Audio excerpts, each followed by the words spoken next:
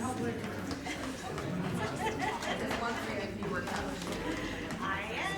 here.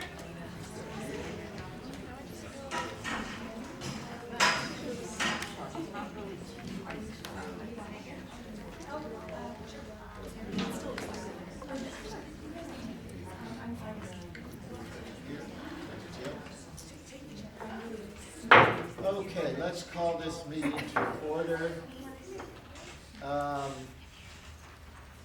Would you, Jeannie, lead us in the flag salute? I'd be glad to.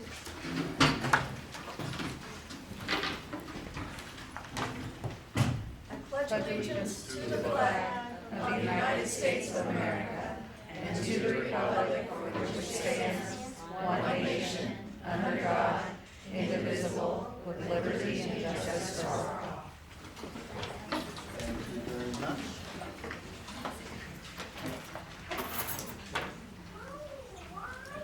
Mark, would you like to report out closed session?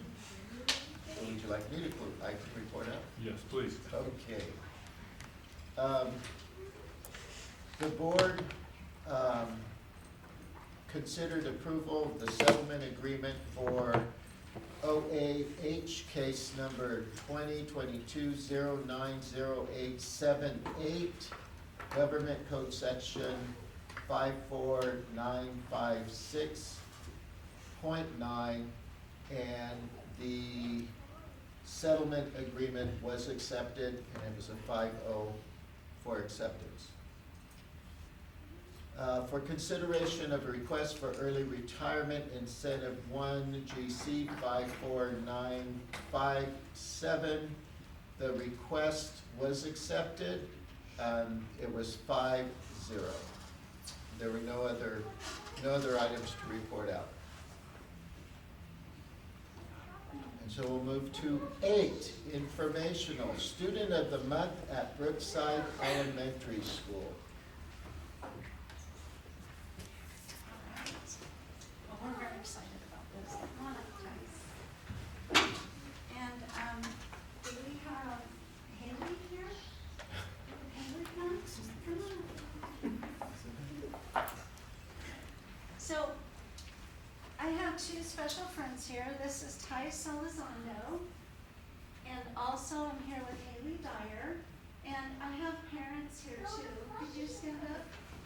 And I know that mom is Ty's is Jamie Blake and dad is Darian Elizondo. Do we have parents here for Haley too? Hi, Hi. I'm Angela Dyer. Great. Thank you so much for coming. And the most amazing thing about these students is that at our school, like at Rosser, we work on being safe, responsible, respectful, and kind. And so I went around to these students' classmates, and I said, so tell me, how are these students safe, responsible, respectful, and kind? And about Ty's, his classmates said, Ty's is responsible. He always cleans up his messes. He is a respectful listener and doesn't distract other people who are doing their work. And he is safe and he never pushes. That's a big deal in second grade. And then when I asked Tice, how come you got this award? He said, because I am very kind. If someone is sad, I say, what's wrong? If they need a hug, I ask them, which I thought was really great. And if they say yes, I give them one. If they say they need a parent, I get one. So a lot of our parent educators are parents, so kids think of them as extra parents. And then about Haley, I went into her class today, and her classmates said Haley is responsible, she does her math, very important, and she listens to other people. She is kind and has a positive attitude. And Haley said, I'm a good friend because I'm kind. So I just wanted to give them these certificates.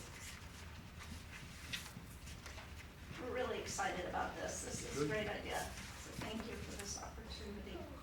This is for Haley, and it just shows what a wonderful, safe, respectful, responsible, and kind student you are. So thank you all.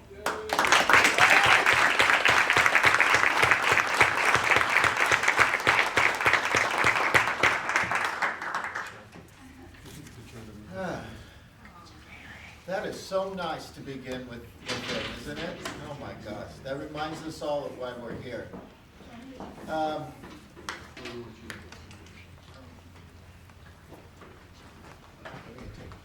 Excuse me, can Haley come for a picture real quick? Mom, too.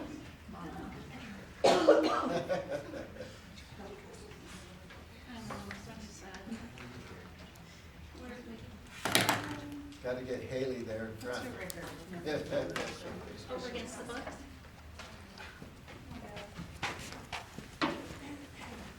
You want me to do this?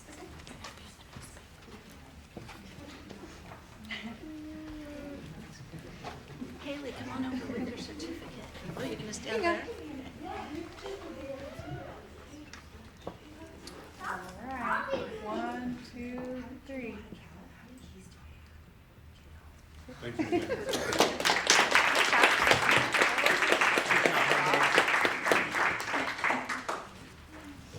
Okay. Thank you.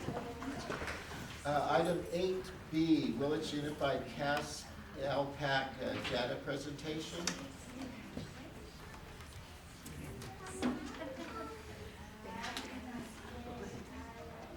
Okay,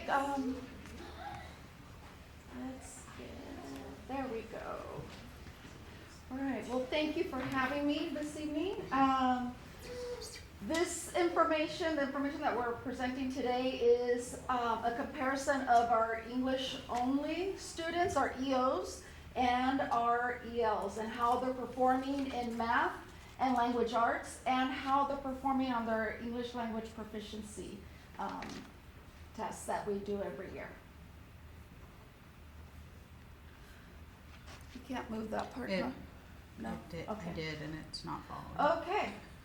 So as you can see over here on the left, we're going to have our English onlys on the left and our English learners on the right. And you can see just by glancing, you can see the discrepancies in their progress.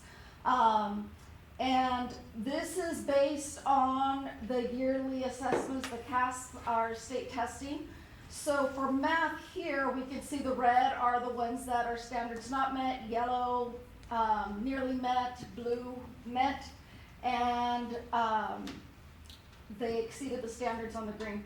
So our biggest concerns that we have here are obviously for our English only students is that we want to move them out of these lower levels into the upper ones.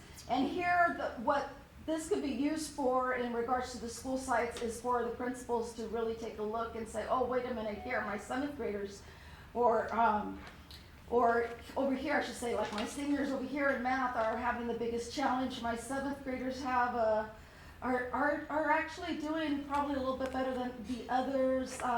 Over here, our 6th grade, they can start taking a look at how to really differentiate their instruction and start diving into the different standards that they need to focus on for that particular group. So remember that curriculum is created based on pre-COVID national standard norms. So our kids come in every year, different group into a grade level or into a classroom. So we, as a district, really need to take a look at what our essential standards mean, what we need to focus on for every content area based on the particular group of kids that we have. So here our ELs, you can see here for math, which is kind of rare to see such a big discrepancy in mathematics. Traditionally they've done better in, but for us that is not the case. So we really need to look at our integrated ELD component, ensuring that we're teaching all of that academic vocabulary. So we really need to work on all the different strategies, and that's just looking at the data to see what our next steps need to be. And we have a group right now of people representing from different school sites to get together and really dive into the data for our ELs and to plan out our next steps. Aurora, are those numbers in each column, the number of kids tested? Yes. And here, this one is the same thing, but just a visual. So I am a visual learner, everyone's different. But here is just a visual so you can see the comparison, the difference between, light's not working.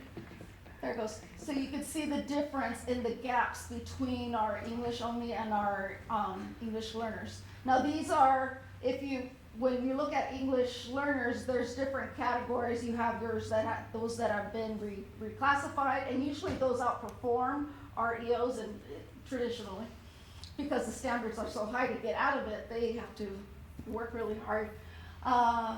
Let's go on to the next one. These are growth patterns.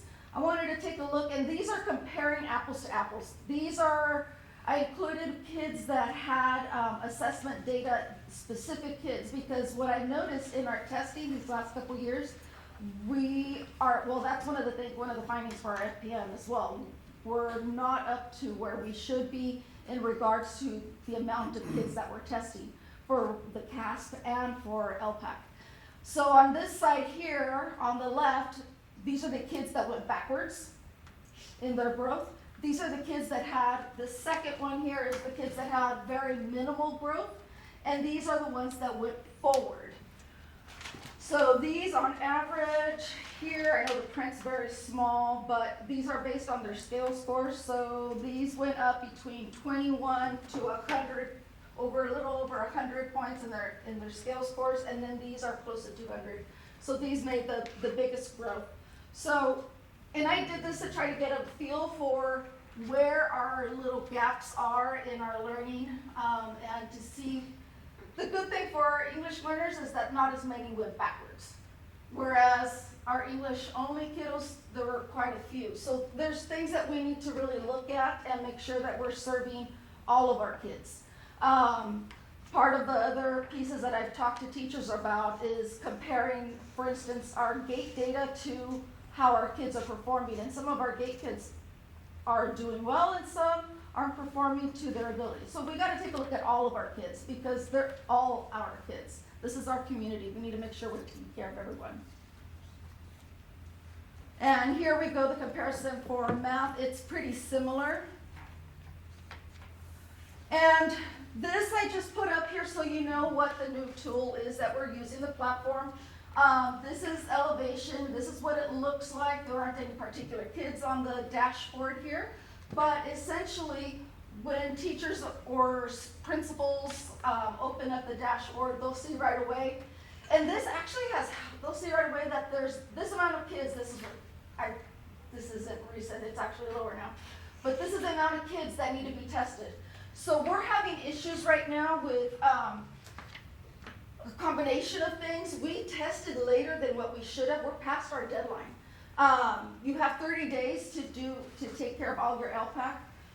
The state wouldn't even send us the test booklets because Aries was telling them that we didn't have anyone to test. So I thank Jen for sitting with me for a few weeks on trying to clean Aries up, because there were a lot of issues in Aries. So we started testing late because Aries was saying that we didn't have anyone, and the state kept telling me, no, I'm not sending you anything because you don't have anyone to test. And we know that's not true.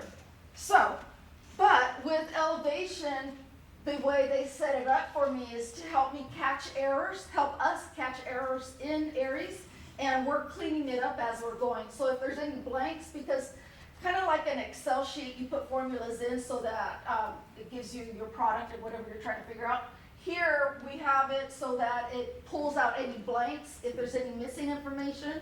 We even found things like, for instance, Aries was automatically populating a new US entry date in kids automatically. And the schools had no control over it, so the kids ended up with 2 SSID numbers. So there was a lot of that kind of stuff that Jen's been awesome, and I know she's not here, but she's been great. Yeah, you know, she has been. She's been great in working with us and cleaning it all up.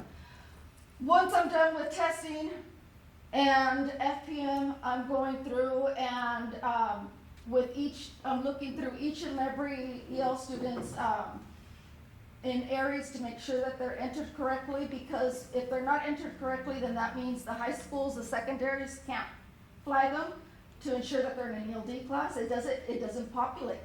For instance, when I was trying to work on reclassifications, it was pulling up kids incorrectly in Aries, So I'm using Elevation quite a bit more now because it captures those errors and it helps me go back and fix them. So in here, teachers can monitor all of their English only, their kids that have been reclassified, the ones that need monitoring. They can find out which ones have IEPs and where it's a one-stop shop for everything. They have their iReadies in there, they have Renaissance in there. IXL is going to be in there as well. You have your state testing in there, so it's all in one place and easy to go through. We just had the training with admins, so we're going to move on to ensure, because that's a 3-hour training. I didn't want to put all the teachers through a 3-hour training on that. So, sorry, principals. For instance, here, this is one of the tools that I used out of Elevation to try to figure out what our trends are for our English learners and comparing them with those that have IEPs. The blue are your long-term English learners, and you can see the trends are very similar. So once we finish with our reclassifications, we can go through and see which kiddos qualify for the alternative reclassification, because if they have certain disabilities, there's no point in putting them through that so many times if it's their own disability that the reason why they're not progressing in their English language proficiency. So, teachers have seen so many emails from Elevation asking for their input so that we can reclassify certain students, and we've been going back and forth.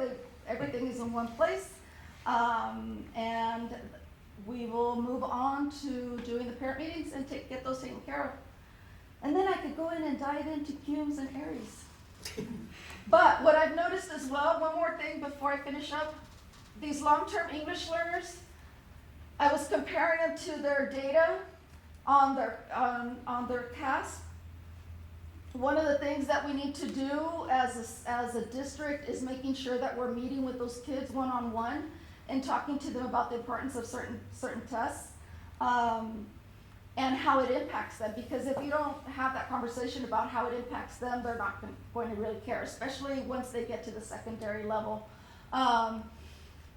For instance, making sure that they have, I was talking to the middle school about this, having personal learning plans to ensure that they have everything set for middle school, because what you do in middle school impacts you all the way through entering, applying and competing for colleges. And kids really don't know that. So I'm working with the middle school right now with the counselor there to work on that so we can get that going hopefully from 5th grade up, because if they know why they're doing it, they're more apt to care about what they're doing. Some kiddos are, they're on autopilot, they'll do it either way, but others need that extra push from several different sources. So I want to make sure we're taking care of those too. And that's the end. You think it's the end? Oh, no, it's not it's the end of Are this there PowerPoint. It's not the Any end. questions from the board? Yeah. Yeah, the 1,200 and some English onlys on the other side. Those are kids who were in the program and are now out. No, Those are already on. those are either your IFEPs, your initial English fluent, or your English only. As you can see on the top, it has your RFEPs that you're monitoring, your RFEPs that were exited, and your ELs. Okay. So it has all of those on And there. so there wasn't a column, and maybe there's no longer a need, but there used to be a need for a column that said, okay, they were exited out, and wait, 3 years, 4 years, gosh. No, that's they're in there. back That's RFEP exited. So within, I can show you guys later. I don't have access to it here, but through Elevation, there's a monitoring tool, and it'll pull out your year ones, your year twos, your year three. It'll pull out every year, so you can monitor, send it off so that teachers can provide some feedback. Usually target your language arts teachers or your ELD teachers to get some responses, but since it's language, and then they can reply. It'll literally give me a red flag on the spreadsheet and let me know, hey, this one needs an intervention, this one needs some kind of other tiered interventions to get it And going. that's a That's all column in you there. can show us, because I didn't, it's there, but It's not in there. on this. No, because then it would to show Okay. you kids' names, I can't show you that Oh, here. no, okay. Are you finding a very, maybe it's on the top of your head, a particularly large cluster of, a percentage that's kind of large, or else just a number of kids that are going backward, starting at like 8th grade or 9th grade, that kind of need a lot of that intervention? You know, they do well through the 4th grade, let's say, Mhm. and then by the time they're in the 7th grade, it's, oh, I don't have that academic language, and I can't do this, and I can't do that, and so there's a drop back. Yeah, so that's part of the next step after we're done with the reclassification, we're gonna start doing the Oh, monitoring. okay. Yeah, that's the Okay, next I step. didn't I know wanted to that. make sure that those that, especially because right now, we're in October, trimester ends November. Yeah. Want to make sure the reclassifications are all taken care of so that if elementary needs to redo their deployments or their groups, or if the secondary needs to recalculate their scheduling, and that takes time to do. So the priority right now is get the reclassification done, then we're gonna do the monitoring.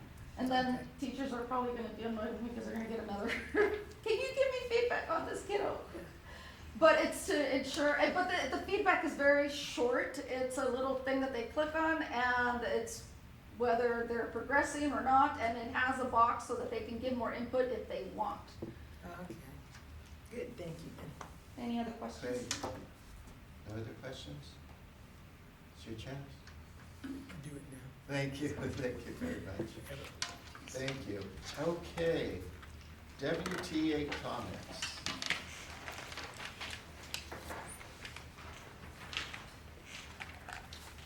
Thank you. Hi, everybody. I wish a happy fall season to all, and I thank you for being here on this lovely day. Ms. McKenna, it's fantastic to see you here, student board rep, and I'm very proud of you that you are here doing your part. So thank you for that. And Aurora, thank you for the hard work that you continue to keep doing as well. Very much appreciated. So I wanted to start off by offering insight into the recent occurrences that have happened at Willits High School. First of all, it is the goal of the WTA and its members to support equity, diversity, and continuously educate ourselves and our students.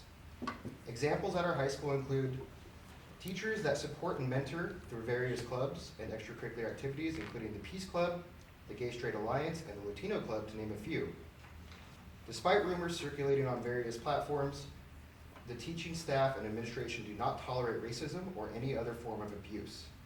The incidents that occurred at the WHS site were in fact dealt with by teachers and administration as soon as the incidents arose. I would like to say congratulations to Ms. Amanda Laskovics, who won a CTA grant to go to Palm Springs to attend an LGBTQ+ issues conference. And at the end of the month, she will go there, and will surely bring back things to share with the Gay Straight Alliance upon her return. She is the coordinator for that club. We do understand that there still is a lot of work to be done at this school site, but we do look forward to being a part of the district's solution to continuously improving the culture at all sites and at Willits Unified School District as a whole. Since we last met, Willits educators have continued to pour their hearts and souls into their work to educate and enrich the lives of our students. I've seen educators volunteering their weekends so that students may play sports, taking students on field trips to expand their horizons, going to competitions, visiting colleges, running clubs to cultivate civic, technical, and other interests. The list goes on and on. It never ceases to amaze me how tirelessly educators work on a daily basis to expand the opportunities for the young people that depend on us to guide them. The fulfillment and purpose that this essential work feeds us keeps us going. That one student that sometimes you taught years ago and were unsure if you were getting through to them, coming to thank you and explaining how you changed their lives for the better, or that they couldn't have done it without you, makes it all worth it in the end. As I like to tell others considering the profession, teaching is more than just a job or a career. It is a lifestyle. What I don't tell them is what many people already know to be true. It's a severely underpaid lifestyle. Socially and emotionally, educating children is both draining and rewarding at the same time. But no amount of fulfillment or purpose is going to keep a roof over our heads, food in our bellies, our lights on, or our homes heated. From a strictly economic perspective, it is foolish to take on student debt and dedicate 5 years of your life going to college and earning credentials to enter the field of education when compensation is nowhere near commensurate to what one would have earned by choosing another profession. In fact, the California Teachers Association, in partnership with UCLA, released a new statewide poll on September 27th that confirmed my own thoughts about this profession. Teachers find their work meaningful and fulfilling, but they urgently need more pay, more resources, more support, and more respect. Over 88% of teachers polled identified better pay as the top priority for state and local officials, followed by smaller class sizes, stronger discipline policies for students who behave disruptively, better staffing, and more manageable workload, and more support services for students. Let me explain that although this may seem to be an abstract and faraway issue for the state to deal with, just take a look at all the educators present here tonight. They are here tonight to tell you that they demand professional pay for professional service. They are here tonight to tell you this is a local issue too. They are here tonight to tell you that they want to stay right here in Willits and continue their work. Very soon, it's going to be up to the superintendent and the school board to decide. Are you going to treat us like the professionals we are? Will you pay us what we deserve to be paid? We are experiencing a severe educator shortage that it is commonly pointed out is statewide and nationwide. But we are experiencing a severe lack of qualified professionals to educate our students right here at home, and it is dire. Ukiah, Round Valley, and Covelo have recognized this, and even though they did not need to negotiate salaries this fall, those districts offered opening contracts or MOUs to increase the pay of their educators that they do not want to lose. They also recognize that the easiest place to recruit from are nearby communities. The financial discrepancies are driving an exodus from underpaid school districts. Other districts have realized that they need to be competitive to keep their systems of education running, and have identified this as the #1 concern in doing so, even if it means dipping into reserve funds. They know that today is a rainy day and that the storm is coming. Many educators are barely holding on. According to the California Teachers Association, the top 4 words to describe working in education today are exhausting, stressful, frustrating, and overwhelming. 1 in 5, or 20%, of educators are planning to leave the profession in the next 3 years. It's no wonder then that there are few who plan on pursuing education as a career. It's no wonder then that the districts around us here in Willits have recognized that their best hope is retaining the talent that they already have. So they have recognized that paying educators a fair wage is key to this retention. As a result, we have a crisis here in Willits. Our members are intelligent, insightful, caring, and realistic. It is easy to look at salary and benefits being offered 20 minutes down the road in Ukiah and recognize that a brand new teacher can earn $15,000 more per year. A teacher of 12 years or 20 years can see that they can earn $22,000 more. On top of all of this, an educator who puts 30 years in the profession can earn at least an extra $1,000 monthly for the rest of their retired lives if they retire in Ukiah as opposed to Willits. Our negotiators and I have been working overtime to inform the district of our membership of these realities. The district in response has been singing the same tune as years past. There's only so much the district can afford to pay. Average daily attendance might be lower than we expect. There may be a major recession. The sky is falling. The truth of the matter is the district can afford to pay us an equitable salary. Just look at Willits Unified Reserves compared to nearby districts. We are sitting on a 25% unrestricted reserve. The district argues that some of these are COVID funds that will not last forever. But are the COVID funds going to last forever for our neighbors as well? Using the same calculations, not removing COVID funds, Ukiah is sitting on a 7% reserve and Cloverdale on a 16.9% reserve. Average daily attendance is higher than it was anticipated than it was back in June. And that is no surprise, as the district estimates it to be much lower than it actually is year by year by year. An economic recession is always a possibility every year. So why is this possibility always put on the backs of our educators and on those around us? Why do these manufactured problems not seem to concern neighboring districts as much? The answer is because they already know that attracting and retaining educators is the real priority to avoid the biggest possible crisis of all the next school year, a mass exodus of educators. In just the past 2 weeks, How much more is it? Willits needs to see the storm brewing on the radar screens. We need to retain our teachers by offering professional pay for the professional services we provide. We will not stop educating the people around us until the truth is recognized by all. Willits Unified can afford to pay educators as much, if not more, than Ukiah Unified. We seek equity in our salary for performing the same jobs that our neighbors to the south and east do.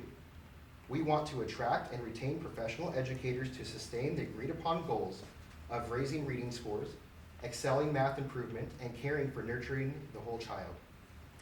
We as a district lose valuable leadership, charisma, and optimism with every teacher that makes the common sense decision to get paid their value as they change career sites. Many of you on the board have stated publicly that if you could, you would improve the salary of teachers in this district. Willits Unified School District is at an important crossroads that requires positive role modeling. Make the decision to pay professional pay for professional service in order to retain our teachers. It's a no-brainer at this time to do so. We are not fools, so the district must come through and show us that we are respected, that we are valued, that we are worth it. The education of our students will be reflective of the decisions you make in the near future. I'll end these comments by saying that on the home front, things are looking up. An MOU has been signed between the district and the Willits Teachers Association for the multi-tiered support systems, also known as MTSS, and I cannot wait to see the improvement for school site culture that improves for all students and staff the results that we await from this essential training. Thank you to Mr. Beebe for making this happen, and I await notifications that we may sign up for this important piece of education. Supervision and new policy implementations at Bechtel appear to be working to improve culture at the school site. Reading intervention is now taking place 4 days a week for struggling readers at Blosser Elementary, and Brookside Elementary reading staff continues to rock it. So I appreciate all of you and the support staff, the CSEA brothers and sisters here, that work to make this greatness happen every day. Of course, I and WTA leadership will continue meeting with the district and other stakeholders over the coming months to advocate for our drive for improvement and keep on running in the right direction. Thank you all for listening, and I hope you have a wonderful rest of your week. Thank you very much. Well said.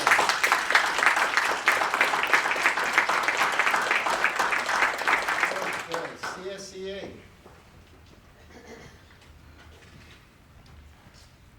All right. Hello, everyone. Thank you, Board, for letting me speak. I am Justin Walker, and I am the CSEA Communication Officer. I am honored for the opportunity to speak in front of you and in front of all of the members of all of the people that we have here today. It's a big crowd. As far as the CSEA goes, the big update I'd like to give to you guys is that we have had, since our last meeting, there have been 8 new classified members added to the roster, and so the recruitment has been going well. Not that all of the positions have been filled, there's still room for improvement there. Where we were sitting at the last month, that is a huge improvement in a month's time. Honestly, that's the only big update that I have. I wish I had the flowery language and speechwriter to make it sound as elegant as the gentleman before me, but at this time, those are actually the main comment that I have. There's not really we're working on getting our site reports kind of rolling so that at these meetings we can provide that in a similar manner, but at this time we do not have that prepared, but next time I'm hoping to bring a site report to everyone on behalf of the CSEA as well. Well, thank you very much. And I'll have to say brevity is also well appreciated. Yeah. So thank you very much. Now, something I've been looking forward to is we have McKenna Tom. She was one of my swimmers. She was an otter a few years back, and wonderful family. So I'm so glad you're here. But you're up. Your report. Oh. Hello, my name is McKenna Tom. Oh, wait. Before you started your report, can you say a little bit about yourself? Okay, I'm a senior at Willits High School this year. I played volleyball. I did swimming for most of my life. My coach over there.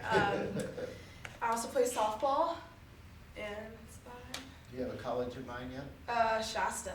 Shasta? Shasta Oh, Junior good College, for you. looking towards that, yeah. There you go. Well, thank you. Yes. Thank you. Go ahead. So, this past week we had homecoming here at Willits High School, We have our sports up and running, our clubs up and running, and that's about it. Okay. Thank you for having Well, me. thank you, welcome, and we enjoy having you. Okay, board comments, and we always start at that end, so why don't we start at Judy's end? Good evening, everybody. Glad everybody's here, and that it's we're able to meet in person again. It's really nice to see real people, and I really appreciate that. McKenna, my son had that position when he was a senior at Willits High School in 2004-2005 school year, and sat as the board representative. So it's a nice service to do. So thank you for doing that. So I don't have a lot to say. I want to say that during back to school nights, I was able to attend every back to school night of the major schools and the bigger schools in Willits. I went to Brookside, Blosser, Bethel Grove, and the high school.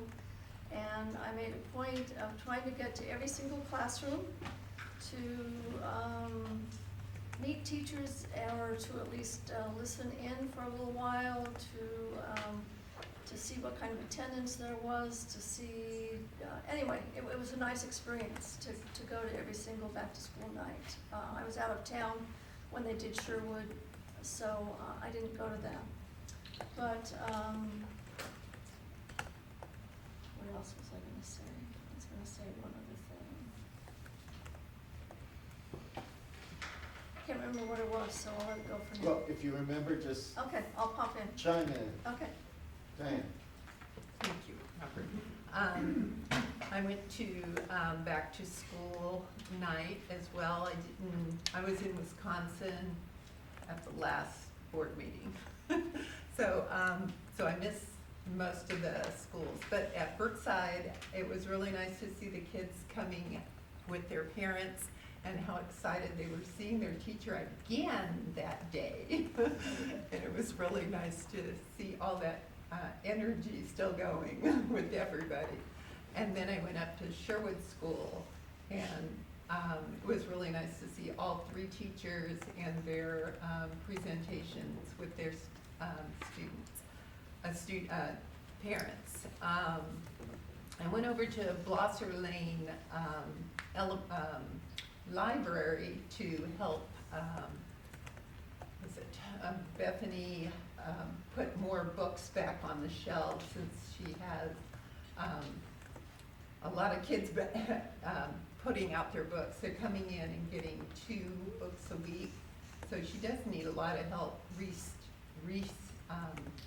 shelving again at that. And I put a good 3 hours, and I didn't realize that was going to do an excellent squatting. So that was what I did. So thank you. Thank you very much, Diane. Paula? My report's about the same as everybody else's. I made it to back to school nights, and those were entertaining, and, well, except for the one at Blosser. I don't go out when it storms like that.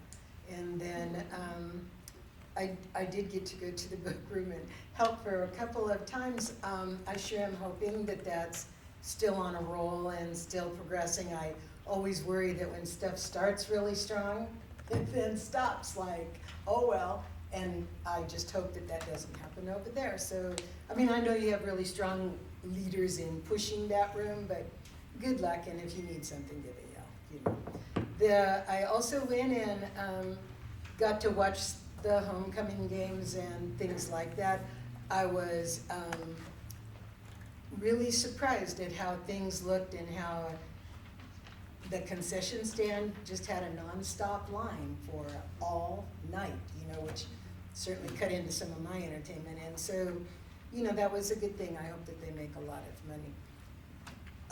Otherwise, I've run into a little mind block like Jeannie's, you know, I don't know. I'm sure something will come to me in the middle of your report, and then I'll just, I guess I reversed the order. Don't do that. I reversed the order, threw you all off. But anyway, so that's kind of how that's going. And I really am pleased that the high school and our district is looking into some of the bigger issues that have happened in the last couple of weeks, and I'm especially happy that it's come to the forefront, and I truly do expect some modification in behavior.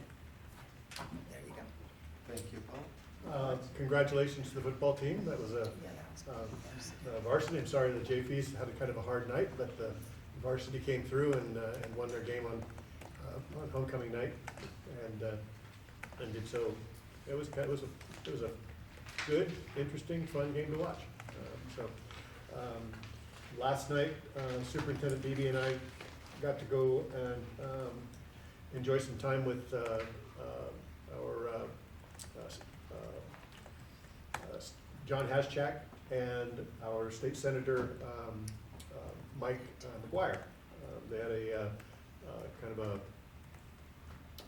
they invited a number of us to come down there and kind of find out what the status is with Northern California and the county as some of the politicians kind of look at it. There were a number of things discussed there, but I was there and Mr. Beebe were there largely to talk a little bit about what state funding is doing for schools, and they give us a bit of an update with that, and also talk a little bit about CTE programs. And I guess the short story will be that he's invited me down to come down and spend some time with him and Mr. Haschak, specifically to look at school funding and more specifically to look at ways we can improve or possibly expand our CTE offerings here. So I'm looking forward to those meetings.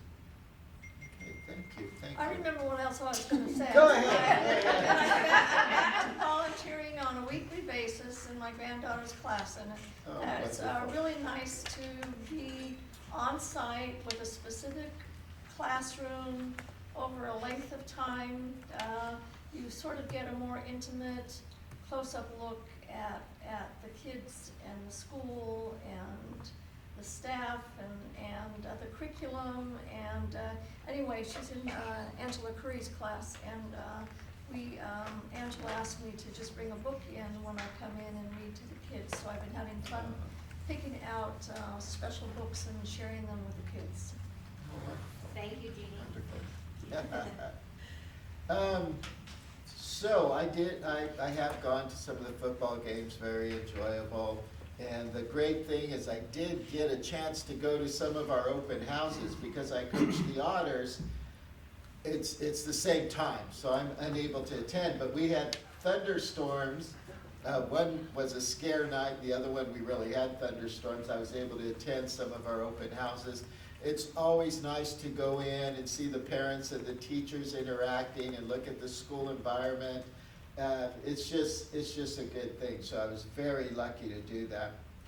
And then, as some of you may have seen, the carnival is in town. Have you seen it right over here on the other side? So we got the dome for the swimming pool, and that's that. So we got the dome for the swimming pool, and I have to extend my appreciation out to all the maintenance and I understand they called in all the troops to put that together, and even Maddie had to get in the water and was pulling the tarp across the water. So my hat's off to all of those people that made it happen. They have some finishing touches to do. They have to work on making it more sealed, work on the seals, and also work on some of the door issues. And we're looking at how do we get lighting in there. So there's some details, but it's amazing. I walked on the outside. I didn't go on the inside. It was locked, but I did get to see on the inside. And our children are going to be so appreciative of that. We have, on the Otters, we have as young as 4-year-olds on the team swimming. And some of them are so tiny, they get in the water, and I kid you not, maybe 10 minutes in, and they're starting to shiver because they lose their body heat so quickly. And in the wintertime, it's really tough because when they take off their parka or whatever to get in the water, they get cold before they even get in the water. Then they get in the water, and their body heat's just gone. So that is going to be very, very good for our swimmers.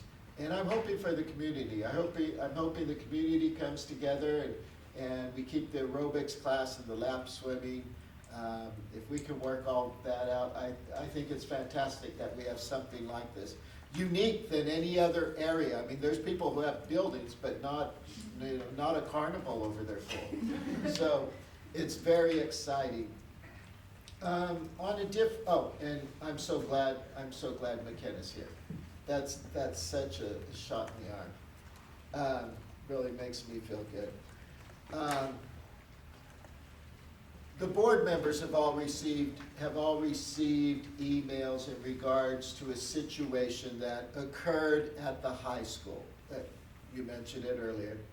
And there were actually 2 instances, and they were apart in time. It wasn't a combined issue. However, the law does not allow us to speak to any details in regards to that, not about what exactly happened, what the punishment is, pretty much nothing. I mean, they have a right to privacy. We cannot cross those lines. So we cannot speak to that. But we can speak to us as a board and what we believe in as far as discrimination. And I'm going to read a couple of board policies to you. I'll try to make it quick, but I want everyone to understand there is policy, and everyone on this board believes in that policy. This is policy 0410. The Board of Trustees is committed to providing equal opportunity for all individuals in district programs and activities. District programs, activities, and practices shall be free from unlawful discrimination, including discrimination against an individual or group based on race, color, ancestry, nationality, national origin, immigration status, ethnic group identification, ethnicity, age, religion, marital status, pregnancy, parental status, physical or mental disability, sex, sexual orientation, gender, gender identity, gender expression, or genetic information. A perception of one or more of such characteristics or association with a person or group with one or more of these actual or perceived characteristics. One other. The Board of Trustees desire to provide a safe school environment that allows all students equal access to and opportunities in the district's academic, extracurricular, and other educational support programs, services, and activities. The board prohibits at any district, school, or school activity unlawful discrimination, including discriminatory harassment, intimidation, and bullying targeted at any student by anyone based on the student's actual or perceived race, color, ancestry, nationality, national origin, immigration status, ethnic group identification, ethnicity, age, religion, marital status, pregnancy, parental status, physical or mental disability, medical condition, sex, sexual orientation, gender, gender identity, gender expression, or genetic information, or association with a person or group with one or more of these actual or perceived characteristics.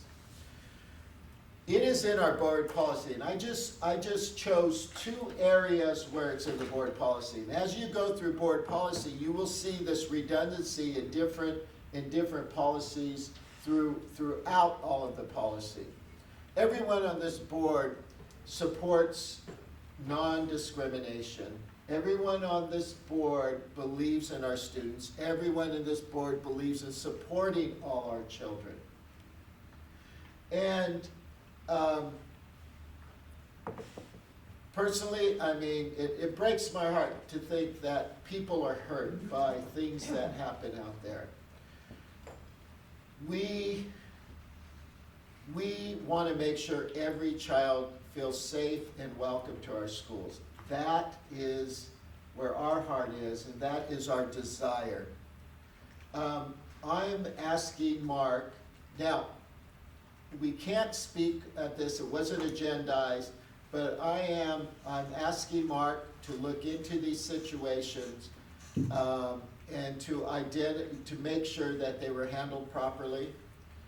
And also, to review our curriculum that addresses racial, anti-discriminatory type curriculum. So to make sure we're up. There's also notifications that go out to parents, notification that goes out to staff, to students about these type of items. But I would like Mark to make sure that we are covering those items and they are embedded in the curriculum at the age-appropriate levels, and that that is happening.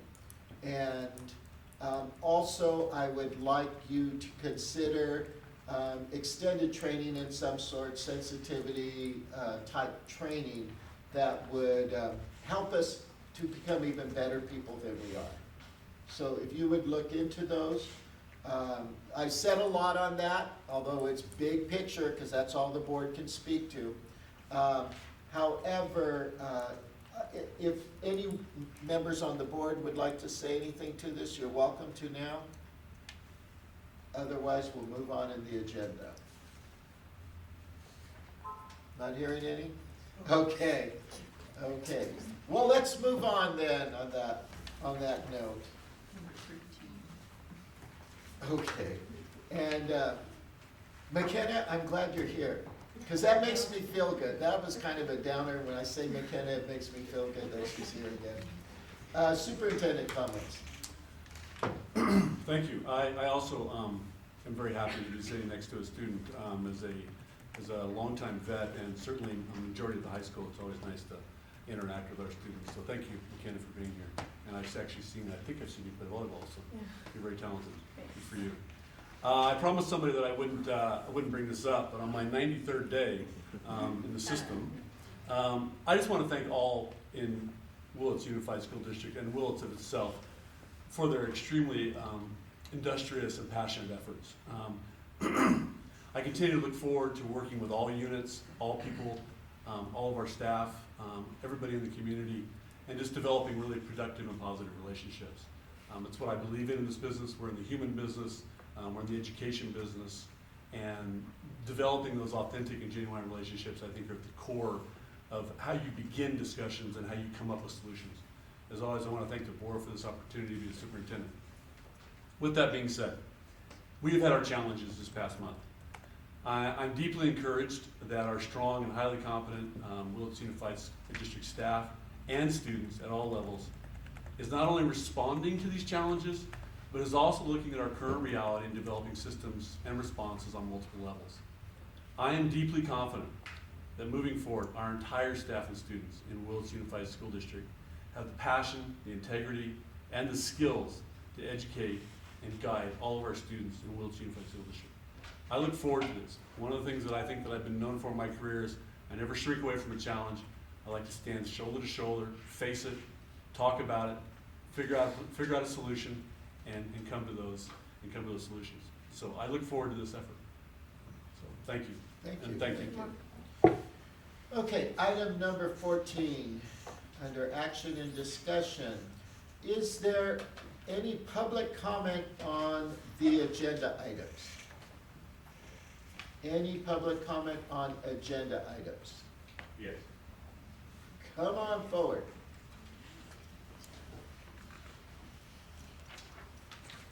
If you would give us the item, the agenda item. It's the warrants, Okay. and I'm not at actuals, I don't know the agenda item. Okay. Go My ahead. name's Brian Bowles, and I'm a teacher here at Willits Unified. And I want to thank Brendan Ludwig for his very thorough speech tonight, so thank you very much, Brendan. Just a couple small things I wanted to touch base on. First, on the warrants. Last week I brought them, or last month I should say, I brought them up. And I wanted to thank the district for answering the questions both in the meeting and afterward. One of the things that were not brought up in that one, as an example, let me back up. I'll start with this one. This month's warrants. 2 items in there I wanted to touch base on. One is the perform maintenance and facilities assessment, and the amount is $28,500. Some history on this. WJ put together a grievance last year because there's a series of facility requirements, facility upgrades that need to happen. Examples were doors not functioning. I won't go into it at length, but that's an example. So we put together an extensive list. It brought the attention to the members of the board. Certain members of the board requested that we go further in looking into what some of the deficiencies of the district were, which led to a company coming in and doing a walkthrough of our entire district. It turned out that there was considerable more than Brandon and I found. Of course, we're teachers. I do teach construction and have history in it. However, these people came in, did a thorough assessment. And I bring it up because I feel like consistently we overspend into the public sector. So we have a maintenance staff that does a great job, and an example today, of course, is what's above the pool. And that effort is fantastic. That effort is unmatched in my opinion today, but fantastic. An example of the opposite sits above our computers, in our computer lab. For the past 6 years, teachers have put in requests to clean out the gutters. If you want to walk by there today, you will see a garden growing in the gutter. And when you leave that much soil in the gutter for 5 years, what happens is it collects all the dirt, grows plants, and ultimately leaks, which of course it's doing now. Which leads to the requirement of outside sources coming in and performing the service of creating all new gutters instead of being maintained on a regular basis, which would be far cheaper.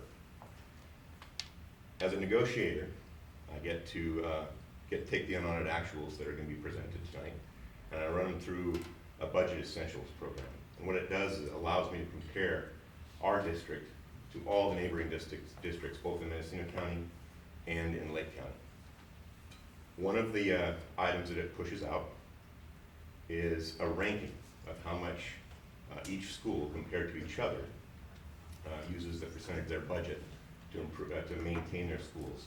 It also includes things like fiscal services and other things, but part of that umbrella is what we spend in services such as outsourcing maintenance. Willits ranks #1 in 2 counties. So I bring that up because Brandon spoke eloquently about the need to pay teachers and CSEA, in my opinion, and our administration an equitable wage. And I don't see anybody following through on everyday functions like watching our warrants and our warrant list and how much money we're pouring out when we could be being proactive and maintaining our sites. So I want to really highlight that. Also, an example from last warrant is that we spent $28,000 on wood chips. There's 4 sites that receive those wood chips: Sherwood, Brookside, Gloucester, and Bechtel. There are issues with size and depth and things like that. But I also have pictures of our teaching staff in the years when Mark Westerberg was here. And we had large mountains of wood chips dumped at all our sites. And the teachers on Sunday created a work crew and raked those chips out themselves. So they didn't get paid $28,000, by the way. They did that for free to prepare for school.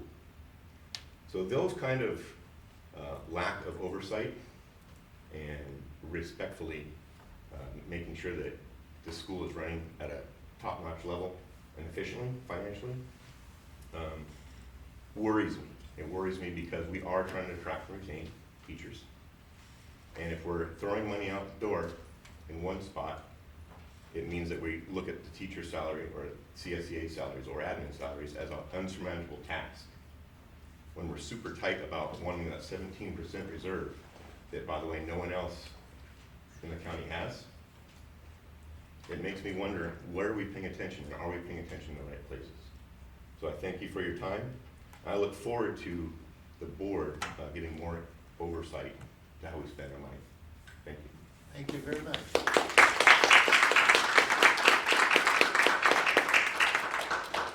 Is there any other public comment? Okay, let's move to item 14B, the consent agenda. Do I hear a motion to approve the consent agenda? I'll make the motion to approve the consent agenda. We have a first. Do we have a second?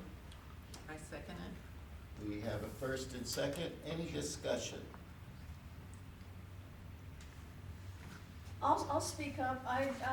One thing when about the first reads, in regards to, policies that the state is, saying we need to have and how they are worded, and when we get these board policies from the state, what is being changed is crossed out and is highlighted in pink, and what is added is written in green, highlighted in green. And I pay a lot of attention to not only what is being added in, but also what's being taken out or what's being changed. And a lot of times I just wonder what the state is up to. And a lot of these policies that are in the first reads, one of the things that's consistently crossed out by the state is of trustees, in referring to the governing board of trustees.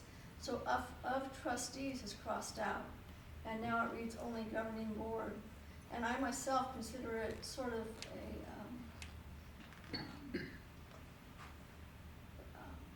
there's something wonderful about being trusted and being a trustee and entrusted with something.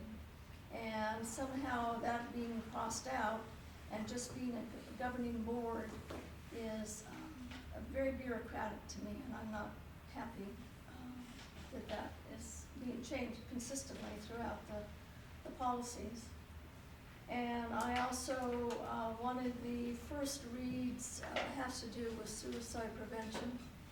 And suicide is very near and dear to my heart, and I care a lot about children growing up in homes in which there's suicide ideation. And I just wanted to read a couple of facts about suicide. 63% of youth suicide are from fatherless homes. And prior to age 9, boys and girls commit suicide at equal rates, which breaks my heart that kids that young commit suicide. But they commit suicide at equal rates prior to age 9. From 10 to 14, boys' rate is twice as high as girls. From 15 to 19, boys' rate of suicide is 4 times as high. And I think that's important to be aware of. And I also, one of the things that, one of the policies that is in the first reads is 5145.9, which is hate motivated behavior. And since that has come up as a issue because of some incidents at the high school, anyway, I just want to say that it defines hate motivated behavior as any behavior intended to cause emotional suffering, physical injury, or property damage through intimidation, harassment, slurs, epithets. But to me, an important word there is intended, and it's something that the administrators at each site look at closely, is what was the child's intent. And again, later on in the reading, it talks about what was the motivation. And I think it's very important that we take those into consideration, intent and motivation. And that's about all I had to say. Thank you. Thank you very much, Judy. Any other discussion regarding the consent agenda? Go ahead. I do. I have 2 things. One of them was exactly that, policy on suicide and things like that. And what struck me the most was that it is considered something you can trust an administration with, to decide what the intent is on someone's behavior. And I personally have some real issues with that, not because we shouldn't trust our administration, but mostly because when you have a school of 300 or 400 students, I really do find it difficult to be able to really be certain that you understand the intent of someone's behavior and how much time you have to study their behavior so you can decide on an intent. I'd also like Willits, as its own little school district, to decide how they need to fit in the scheme of things for the whole state of California. Were we a different school district, would we look at the exact same behavior in a different way? And I really do believe that when the state makes a policy or a law, or we even go with board policies, they need to be kind of lined up with wherever you work. For me, that kind of thinking really helps get rid of some of the discrimination that people don't think exists or they aren't able to see as clearly as others. And so I'm really glad that we're discussing that first read, because I like to see those first reads when they make improvement or become something for everyone to be a little more aware of, as opposed to, oh yeah, it's a policy. The other thing I had concern with was the MOU with CSEA and the district. And my only concern is, I mean, I like it a lot better than the last one, but I am concerned it really doesn't designate specifically who would be the cluster of CSEAs that are recommended to do student supervision, okay? And so I know it does say that it's either the superintendent or their designee or a site administrator, but sometimes we have subs and things like that, and it just really concerns me. I know that sometimes there are some people who work with CSEA who are a part, I shouldn't say CSEA, who are classified staff that probably would not be so well suited to work with a group of students for an hour as they are well suited for some other type of job. And I trust the administration to pick the appropriate types. For me, it implies paraprofessionals, which make the most sense in my mind. But I just was a little concerned that sometimes when things aren't spelled out and you're in a real big bind, you sort of forget to consider all things, and certainly it wouldn't be you personally, but in general, okay? So that was my only issue. I would still vote for it. It's just, I need some things raised to the surface. Thank you, Paula. Any more discussion? Not seeing any. All those in favor? Aye. Aye. Aye. Okay, and all the consent items passed. And now we go to public hearing. It is 6:04. Sufficiency of textbooks.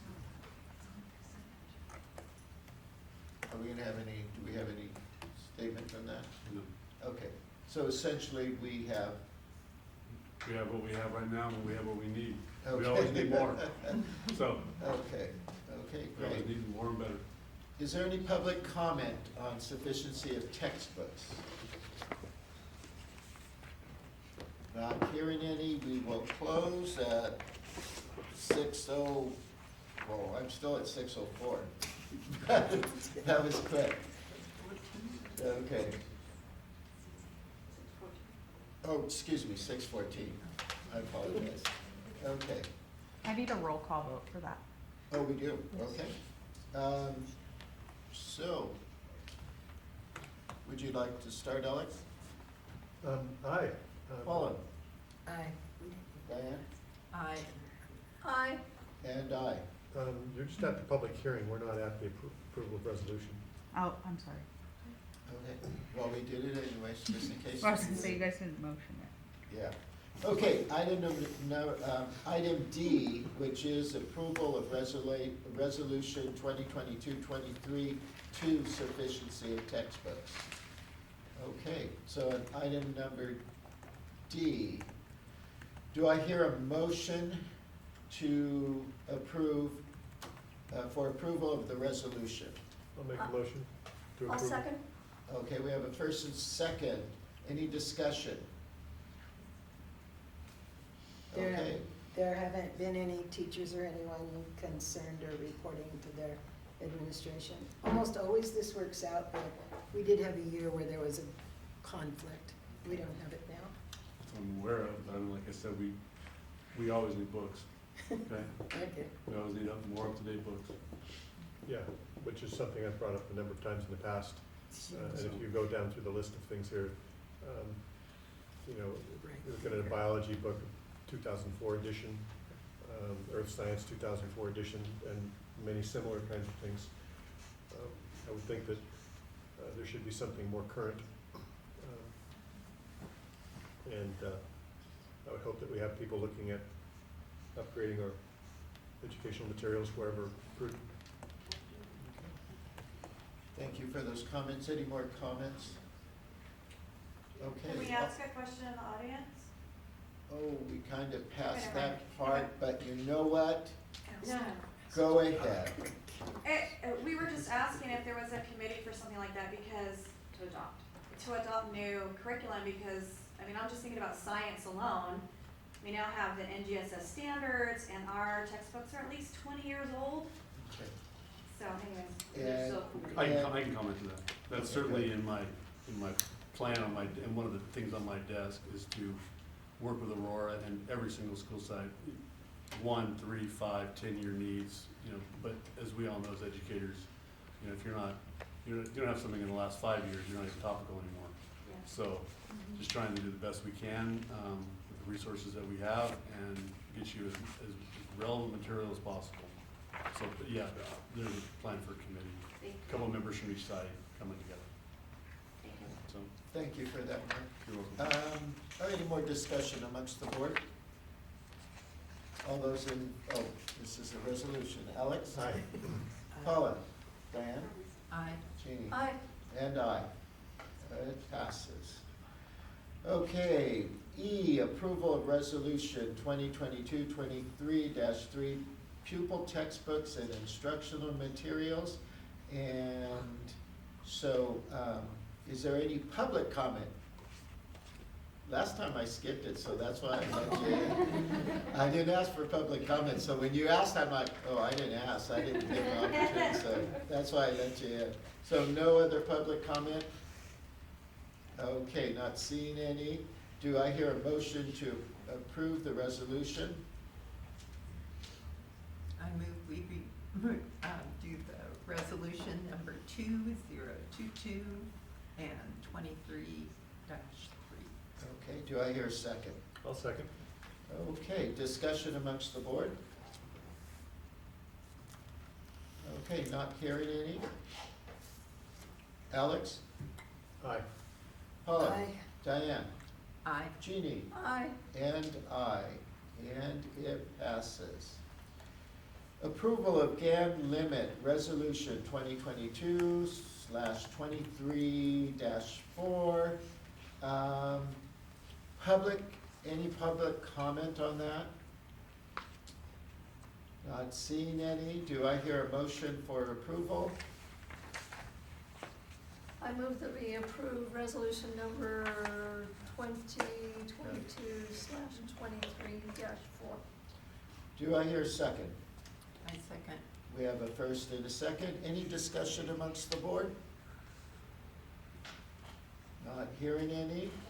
Alex, how do you vote? Aye. Diane? Aye. Jeannie? Aye. And I. Passes. Okay, item G, approval of unaudited actuals report for 21-22. Do we have a report on this, or? Rochelle, where are we gonna put this up? Right. Yes.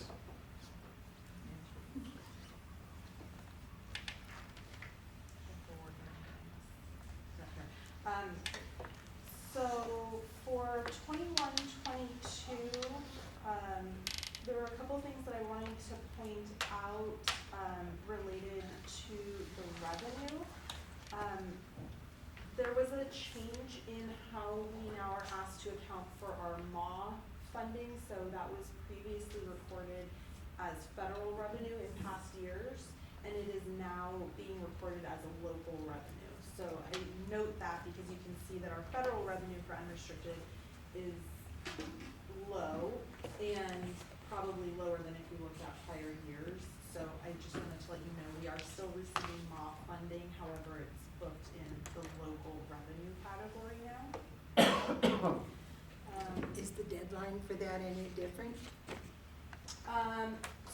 What do you mean by deadline for? Well, okay, go ahead. Well, so the MA revenue is done, sort of a reimbursement program on time, so it just comes throughout the year as the claims get processed and approved. Okay, there used to be, if I'm not mistaken, some sort of things needed to be turned in by like 90 days after they happened or whatever, and then you got reimbursed within another 60 or another year, or I can't remember all the specifics, but we had specific timelines and they went to the federal government.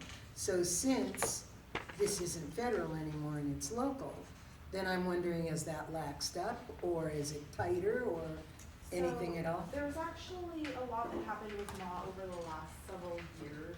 The Okay. state and the federal governments had spent quite a bit of time negotiating the entire process and what it should look like. And they now have a random survey system. So instead of tracking every single amount of time that employees are doing, they send out emails to our staff and they respond, what are they doing during that period of time? And they use that data then to extrapolate out, I think, the overall claims. So the system's quite different now. It's not, I don't believe it's quarterly. I'm not sure. I'm not the one that submits it. We have a clerk who does manage that whole process in coordination with county office. So it's happening all throughout the year, typically, is my understanding. Is it the clerk that still comes from special ed? Is it still kind of a special ed overview, Yeah, oversight? that employee happens to have two Two positions. jobs. Yeah. Okay, thanks. I ran MA last year out of my previous district, and Nikki's correct. It's become rather different. I mean, you will get this random, as an instructor, you get this random email as an instructor, and they'll say they want you to take a look at this particular date in the middle of nowhere. Like they'll say November 4th. Did you have any activities on this date? Sometimes it'll be a week, but it's just this random period. You have to be aware of that email, and then if it goes past, then you just didn't take it.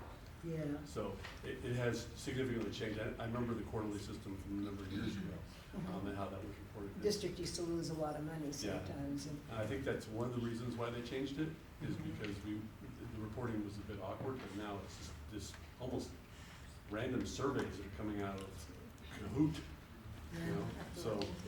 Okay. Great. Do we have any public comment on the approval of the GAN limit?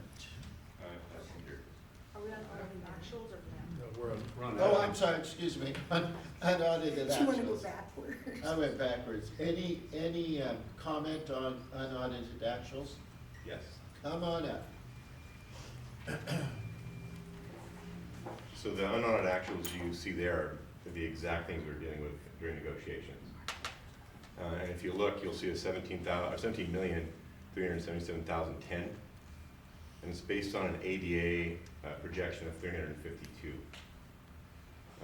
On Wednesday of last week, we had 1,557 enrolled. And to be clear, those are two different things. Enrollment is actual people, whether they're here or not, and ADA is average daily attendance. We spent a lot of work educating each other about how that happens in negotiations, and that's about as much as I'll say about that. But I would like to point out that our agreed upon projections have changed, almost to the tune of that number being closer to 18 million or above 18 million. So again, it reflects back to Mr. Ledwig's comments earlier, how well we pay attention to our budget and how we spend the money. So thank you. Thank you, thank you. Any other public comments on the unaudited actuals report? Okay, not seeing any. Do I hear a motion for approval? I move that we approve the unaudited actuals report for 21-22. Do I hear a second? I second. Board discussion, any discussion regarding this agenda item? Yeah, so I have some some questions about if it's not really at a 17% and really at a higher one, then I wonder how we're gonna go through adjusting that for like the starting of next year. So are you referring to Brian's comment? Yeah, but also there are little pieces in here where there's a discrepancy. I believe he was referring to the LCFF revenue listed as the 22-23 budget. That ties back to the June adopted budget. You guys have since seen the 45-day revision. And then again, we did in renegotiation process, try to update that LCFF revenue projection again. So this ties back to the prior adopted budget for the 22-23, but the unaudited actuals is what's being approved. Right, so it'll go to the state this way. Yes. Okay, and this is what the Christie White or whatever company is gonna audit for us, right?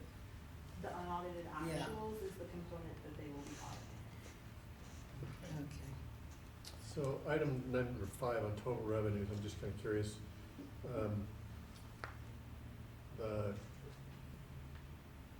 I'm curious, on the far right says a difference between the 21-22 and the 22-23 shows a 2.7% decrease. How is that? I don't understand. So what happens with the budget development for 22-23 is that we do our adopted budget in June. That happens prior to the adoption of the state budget typically. If there is a material difference of what the state then approves, then we are required at our 45-day revision to show what we expect that difference to mean for our budget. So that's what we typically do that. If it's necessary, then we do that at the August meeting. I don't have time during that window of time when I'm trying to close the books and deal with the unaudited actuals to do all of those updates within our escape software. So typically that gets issued on a spreadsheet. So, but the system, when we upload our unaudited actuals, it's pulling in the budget model that exists in the system, which is the June adopted budget. So we know there is newer information since this, but this is what is in the software and what gets uploaded. The part that's getting submitted and approved is the unaudited actuals, and that is the component that will be audited. Right, I get that. So what I'm really trying to get to is the changes to the budget that came out after, for example, the approximately 13-point-some% increase in our annual revenues is not reflected here. Some of it was reflected, so we had listed our assumptions at the June adoption. It wasn't as high. We did not know yet what the state would approve. There was some COLA applied to get to this number, but not what was ultimately approved. So as Brian stated, we are now looking at over $18 million that incorporates an adjustment that occurred to the base. It incorporates a COLA in addition to that, and then it is based on our current projections, obviously, of ADA and unduplicated count for the supplemental concentration. Got it. That's all I was curious about. Well, so then what does that mean about when could the board expect to see a really true accounting of the budget? I mean, it would be Well, are after you talking unaudited about the actuals. 21-22 budget or the 22-23 budget? 22-23. Well, that's for what we would get, and those are always guesses, I understand that, or estimates. But a real. No, 21-22 is not. No, it's the for sure thing that we send to the state, Right, right? and 22-23 is a for sure thing now too. No, it's still projections, It's- because we're in it right now. The Yeah. state approved COLAs and such, we know. Right. How that will ultimately translate to our final LCFF amount will not be known until, P2. yeah, or later. Okay. Got it, okay. Yeah. So 21-22, this is final, this is it, correct. Okay, and even though there are some changes, we'll see those when it's projected into the 22, 23, right? The Or no? changes that we will see in the first interim update, Mhm. as it relates to unaudited actuals, would be, we now know essentially like ending fund balances for the various Mhm. funds. Those get updated in our 22-23 budget. So that's essentially where we see the tie-in between the 2 years, is how do the ending fund balances move from the end of 21-22 to 22-23. So when we're doing budget adoption, we're looking at an estimated actual ending balance and plugging those in to build our, just start and build the budget. At first interim, we update those amounts based on what we know the actual ending balances are. And that's kind of September, right? Or is it October that we give? That's, the first interim comes to the board in December. Oh, in December. Okay. So I think the question was, when will you have updated? I'm sorry. It is, Yeah. you're right, No, I'm It sorry. just went all over the place, and I heard your question. I'm sorry, you already had your chance in, and we're discussing now. I know I let her in, but that's because I didn't give public comment, so. But it still goes to the same question. I mean, I think maybe, can you restate the question for me? well, see, what I'm concerned with is when we find out that after all the adjustments, et cetera, are made, that, and to the new budget, to the 22-23 for this specific event, when do we find out that that's closer to absolutely correct? I mean, I know that there are projections when we do the budget, but we are waiting till December to get those. That's the first interim. There's nothing happening in September. I used to, In September, I'm dealing with the activities related to closing the Closing. prior year. okay. Getting that closed is what happens for September. And then once that's closed, now we're taking that and it feeds into the first interim. You roll it over into. So the- it's September that we should numbers. probably pay pretty close attention to if that's the one that we want to know before we get to December and okay something that may be way different than we It'll expected give us a better picture of this coming in year. September. Yeah, but not That's the, what I'm not the thinking. final one, but it will give Yeah, us you're closing a the- better The indicator. primary thing you would look at in September to see major differences would be the balances, like what are the ending Yeah, those are fund the things I balances. pretty much look at. Right, so that's the piece you would see in the closing where it actually lands. In September, Does that answer your question? pretty much. And my only other question was how the cafeteria was doing with their funding, and this time I didn't notice near the huge gap. However, like I told you, I did notice that more money was put in it, so the gap didn't have to be so big. But when it ended up, it seemed like there was a certain amount of improvement, and I didn't want it to be that I just imagined that. Did not. Yay, There was a lot can of you, that's, improvement, actually, yeah. okay. So typically where we would see a contribution to the food service would be in section D, where it says other financing sources, and there's Okay, 1B, transfers out. Right now, for closing in 21-22, that's actually 0. We had no contribution to food service for 21-22, which I've never seen before. That is great news. I'm going to, for first interim, be, kind of reviewing that again, trying to work with Christy to establish how does that translate to our budgets going forward. I think there's a couple major things happening there. One is not ongoing, which is we did have a little bit of COVID-related funding specifically into the Fund 13. That's one time. But that's not, I don't believe, the major component. I would say that was maybe $25,000 approximately. So a bigger piece of it is that the funding rates were increased, the reimbursement rates for that program. well, I was gonna ask, so don't you think that that also helped that we had the, our whole community being fed, so to speak, between 0 and 18? So there's two pieces when you're getting the reimbursement rates. You have the rate per meal, and then you have as well, how many meals are you serving? So yes, having that seamless summer program, that's what they call it. Yeah. The name of that, where we're able to offer to more students, or more kids, because some of them could be even the 0 to 5 group who are not even enrolled yet. Yeah, So that can help with the participation numbers. But in addition, the rate per meal also was increased. So Okay. that's the piece I expect to have a positive impact still going forward. So, I, think that we will see that we can make adjustments to that as well for 22, 23 and coming years.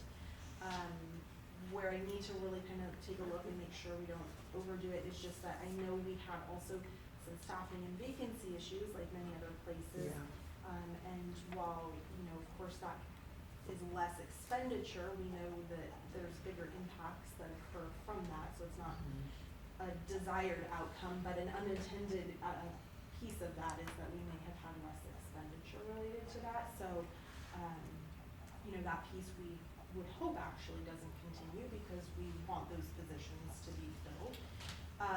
But ultimately, I do anticipate, I don't know to what degree, but I do believe that when we get into first interim, we'll be seeing a lower transfer out for food service, if that all tracks.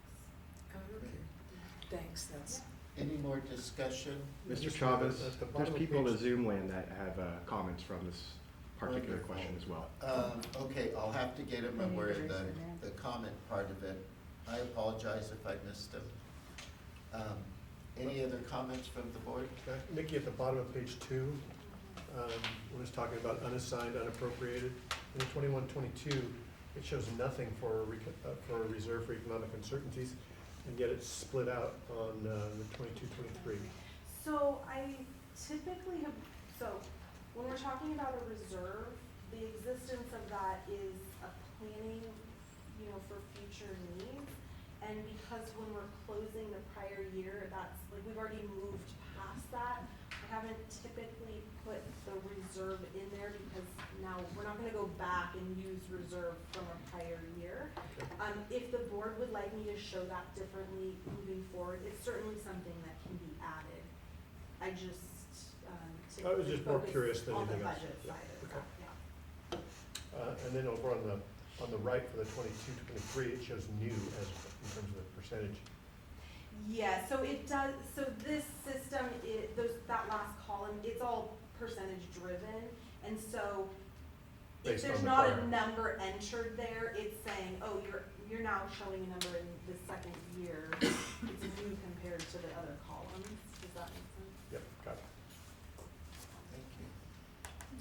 Any more discussion from the board? Not seeing any. All those in favor signify by saying aye. Aye. Aye. Opposed? None opposed. Rochelle, would you do me a favor? I was told that I missed some hands up during public comment. If- No one has raised their hand. I monitor it constantly. Oh, thank you, thank you. Does the public know that they have to raise their hand on Zoom in order to be, It's Yeah, been kind of common speak. practice for over a year and a half. Okay, well, let's get back to the meeting. Rochelle, you're watching it, and I appreciate that. Okay, item H, approval of Education Protection Act expenditure report for 21-22. So the EPA expenditure report is something that we're now required to do annually.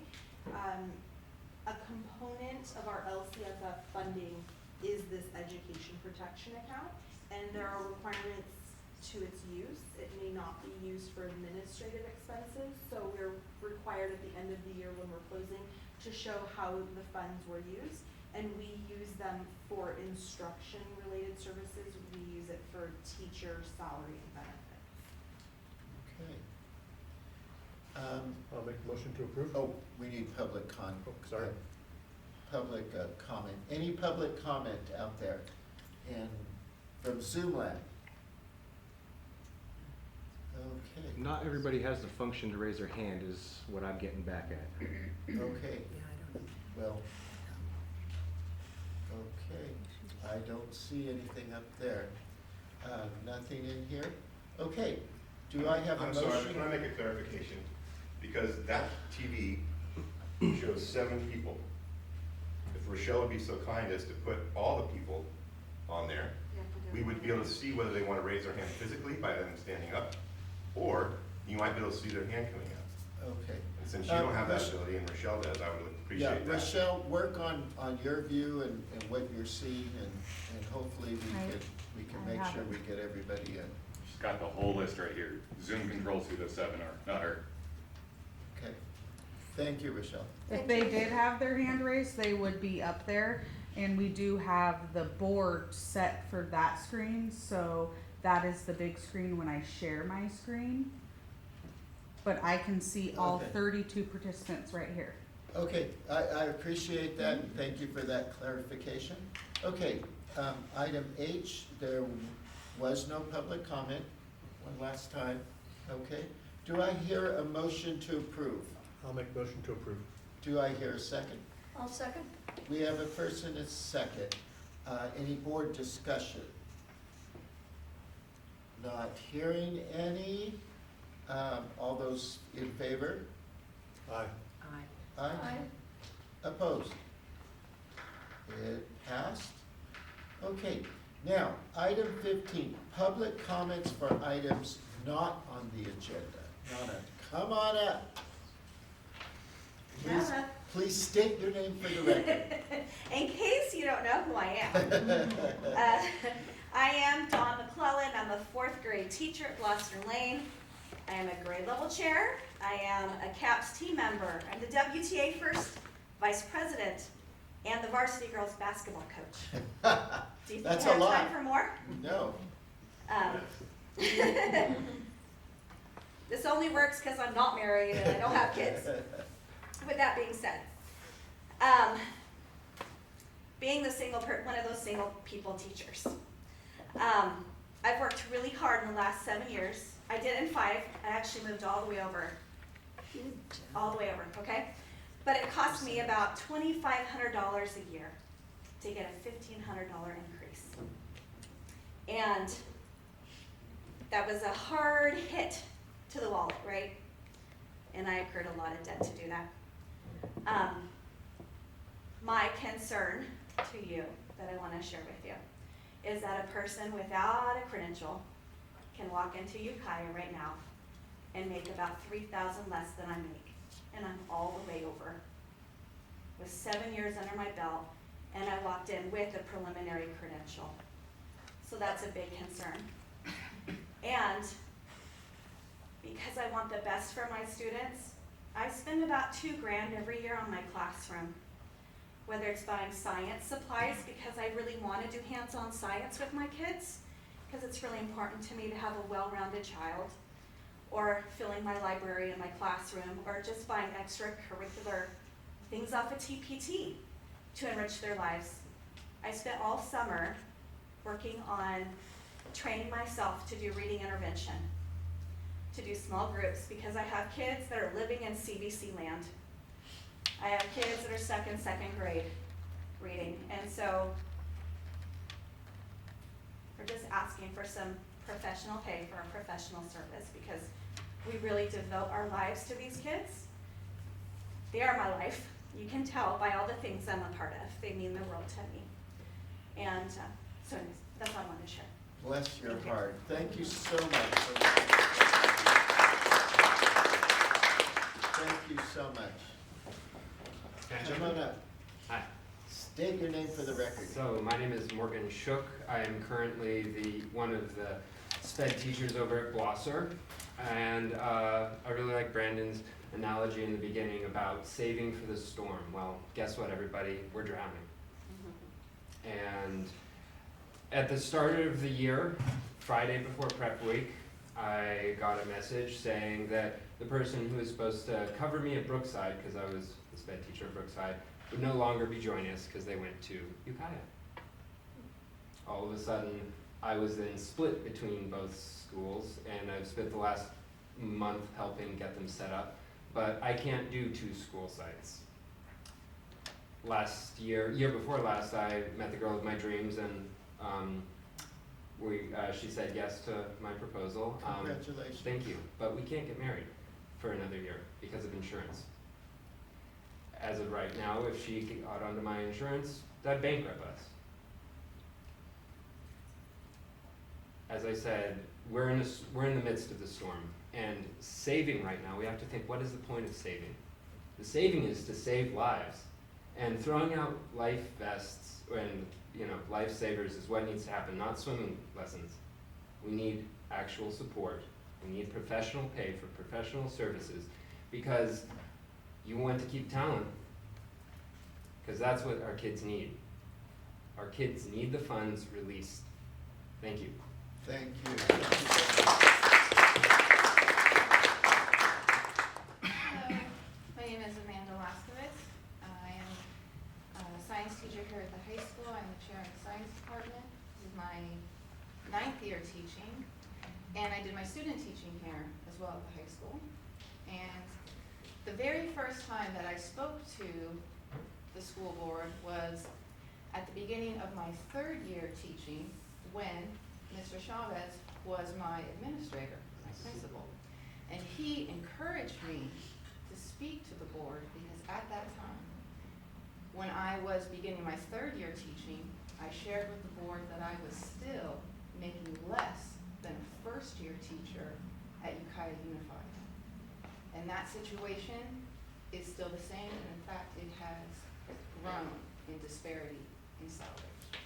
Thank you. Thank you. Thank you. Come on up. My name is Kenneth Mansfield. I am the math department chair here at Willits High School. I'm an 8-year veteran. I taught for 4 years at Yuba City High School, where I was also the math chair. I've taught all levels of math, from AP Calculus, AP Statistics. McKenna is one of my former students. I've taught intro, I've taught remedial math, I've taught all levels.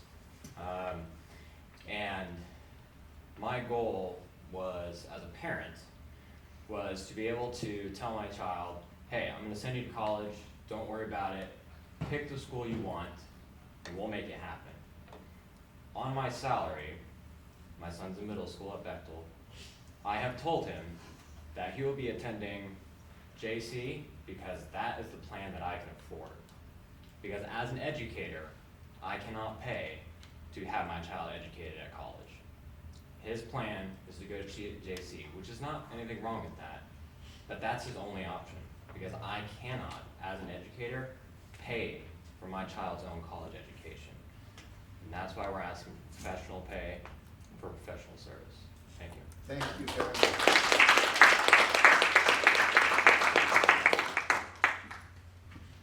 Hey, who are you? Hey, everybody. State your name for the record. My name is Carolyn Bakewell, and Kenna has got one of the greatest school spirits around this place, I have to say. Believe it.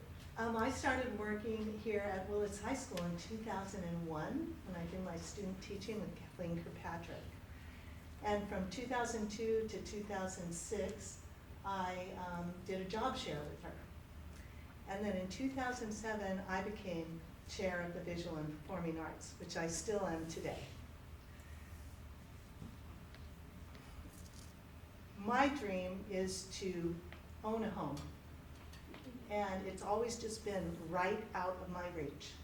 Literally, I'm trying, and it's just right out of my reach. When I started, I made $32,000 a year. And I'm the type of person that puts in above and beyond. You all know that. I started with Kathleen the tradition of Art Under 20, Hot Winners Night, this whole piece thing that we're doing now, and the Day of the Dead. But it's important to me to encourage that culture and do some things that the kids love, and where they can express themselves in alternative ways than taking a test, you know. And they're so talented and they're so amazing, and I love working here, but I'm literally struggling along. But I finally paid off my student loan. Just last year. And I think that maybe I didn't qualify for the forgiveness because I'm an art teacher. So that made a difference as far as they were concerned. So Well, that's paid off, so I'm like maybe inching my way, you know, definitely out of student loan debt, but wouldn't it be nice if I made a little more money where I could buy a house? That would be really nice. So I'm all for this professional pay for professional service. And if I, you know, if I had known what's happening down the way, I might have gone with Gordon, you know, all those years ago. So, thank you. Thank you so much.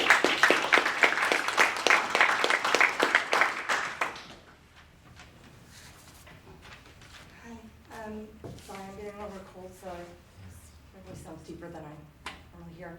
It's kind of strange. My name is Megan White, and what I just wanted to point out is that BGMS, if I can speak for all of BGMS, we've been through a lot. We have absolutely been through the ringer. And those of us that are still here, we're strong, we're resilient, but we deserve professional pay for professional service. We have been through so much, it's not even, I cannot spend the time talking about how much we've been through. And it is getting tangibly better this year, I have to say. But one thing that irritates me all the time that my husband points out is he gets paid overtime. So when he's done his time and he goes over, he gets paid. And he will gripe when I'm sitting down at my computer and I'm grading. I'm looking over students' artwork. Yes, I'm an art teacher too, and I make a difference. I save lives. Okay? I have literally students that are barely struggling to come to school because their emotional well-being is not there. And they come to my classroom for a safe place. I am worth it. For what I get paid, for the hours that I work, I'm getting paid minimum wage. I am like a nurse. I'm like a therapist. I am like the army soldier, okay? Everyone at BHMS, I'm sorry, is a soldier. There is a meme that I wish I had right now that shows like the little kindergarten teachers that are dressed up in frillies trying to entertain their kids, and the high school teachers are all professionally, and then literally the middle school is in army suits, like ready to like put out any fire that we have, because middle school is tough. It is tough for the students, it's tough for the teachers. It is the hardest years that I went through as a kid, and our BHMS staff deals with all of those emotions, plus our own, plus going above and beyond when we do not have the staff that we need. We don't even have a full music, and music is so important to many of our students. Some of them only go to school for the arts. That's the only way they're coming. There's kids that want that music back. We need to do professional pay for professional service to save lives, to get those other professionals here. And I hope you will consider that. Thank you so much. I love your passion. Would anyone else like to come up? I would. I'm an elementary school teacher. I teach 3rd grade at Blosser. My name's Margaret Duran. I'm in room 22.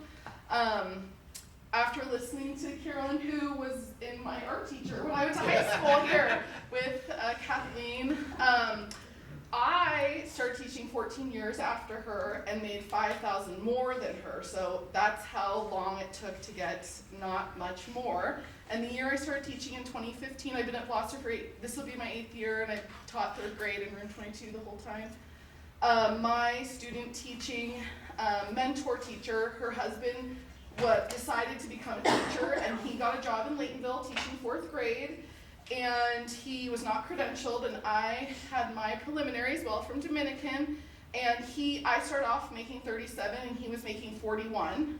But I loved Willits, and I grew up here and I graduated from here, and it was important for me to be in the community that I care about. And I can't say that I'm going to war every day because I'm not with that age group developmentally, but I am herding chickens and trying to get them to be able to learn how to type essays so that they can be successful for CAST. And bring up their reading scores and help them through a hard night of sleep and get them a snack before brunch and check in to make sure they made it on the bus on the way home. And I have 2 kids and I'm here. So I would like professional pay for professional service. Thank you so much.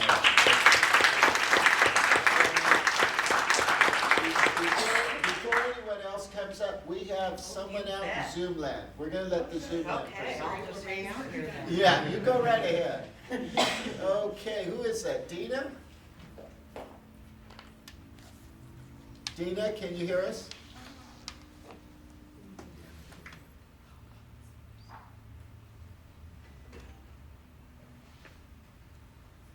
Well, she's getting squared away, so. One minute. She said 1 minute. Well, we can translate I Zoom. know. I'm number 5. Speaker up there isn't on, so it'll have to be the projector. Is it on? Is that, The speaker light's on. it is? Yes. No. She muted? Someone needs to talk to her, give us some comments on the Zoom. Your speaker isn't working. I don't know if she can hear me. It's them. Yeah, it's on their side. We've got right sound, so it's something on her end. Okay. If she wants to write, the question down in Yeah. the chat room, so we can answer for her. Oh, she's connected. Oh, she just, it looked like she connected. Can She's like, turn your volume up. No, you just see it in the chat.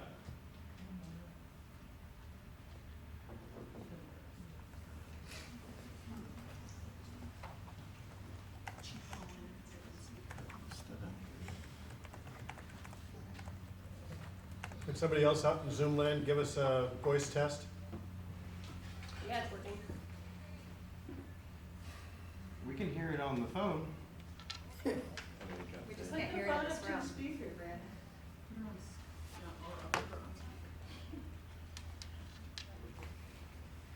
Okay, so do you guys, so somebody's gonna type, was that what happened?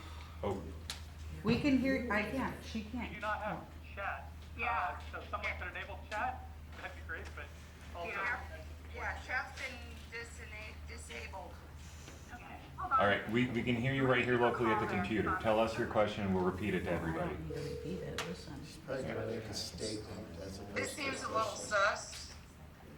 Hi, Dina, can you speak over my phone on the microphone? Okay, let's do that. Good deal. Thank you so much.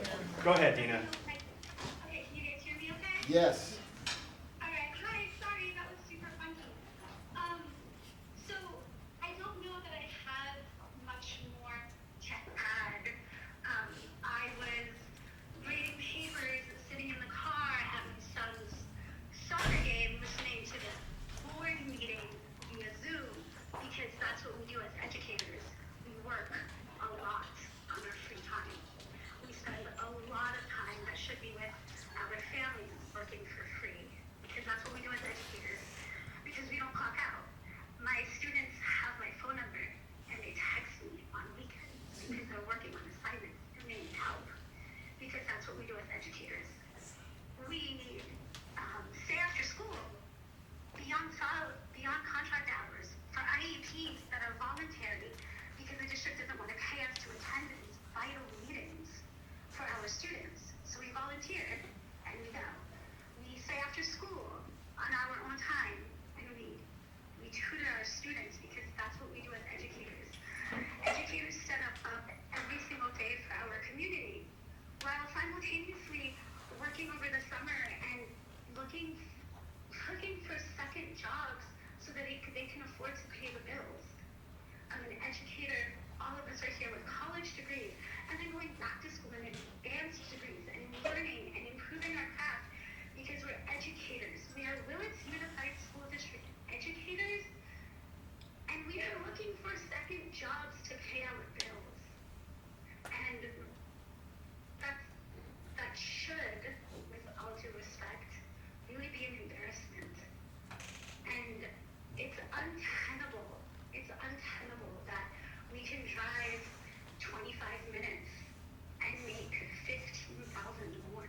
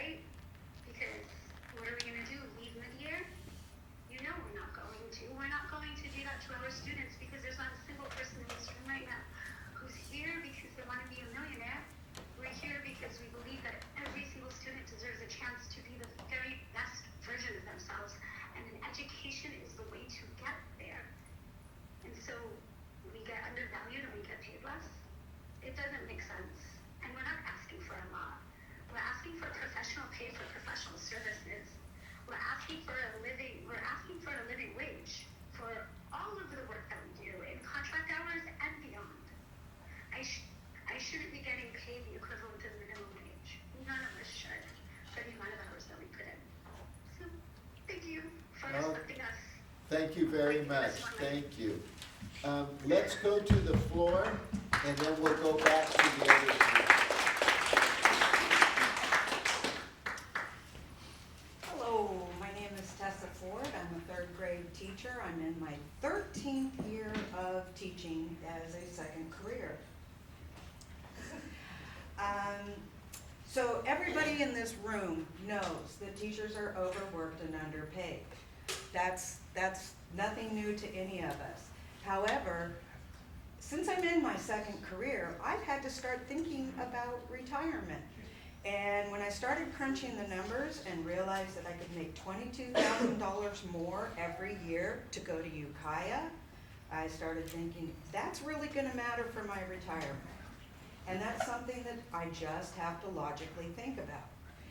I've heard some comments that, oh, Willits teachers aren't gonna wanna commute. And I would argue with that because when I first moved here, it was for a job at Eagle Peak in Ukiah.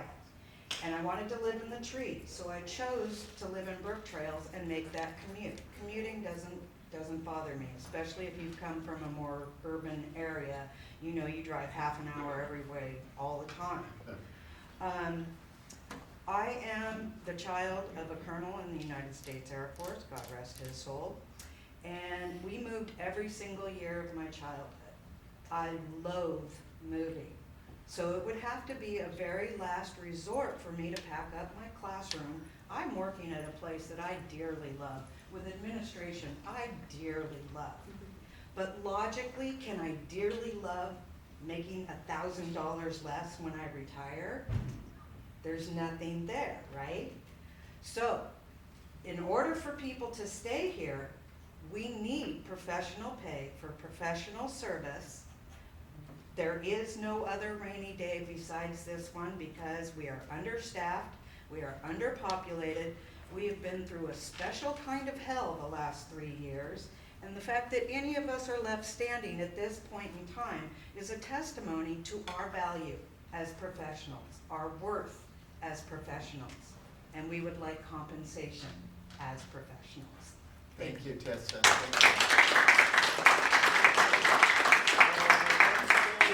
Is that Elena? My eyesight's not as Yes. good as yours. Elena? We're not hearing, that's kind of, So I believe the issue is that speaker's not turned on, and rather than, have an OSHA violation, we're gonna go to the CTE department and get a ladder. So we could continue to do, public comment here until we get the ladder. We can turn on the speaker like that. we can't. Historically, I think that's been. Is there anyone else on the floor? I'm not. Anybody else? Well, I'll just speak real quick. I always have to speak. I'm really social. But you speak so well. Oh, sometimes. Can you state your name? For Oh, the I'm record? Amy Grooms, 4th grade teacher, my 8th year here at the district, 8th year teaching. Got my credential in 2003. They were flooded with teachers. Really hard to get jobs. And my husband said, you're not gonna teach, because it's not worth it. And I said, hey, if you do what you love, you won't work a day in your life, right?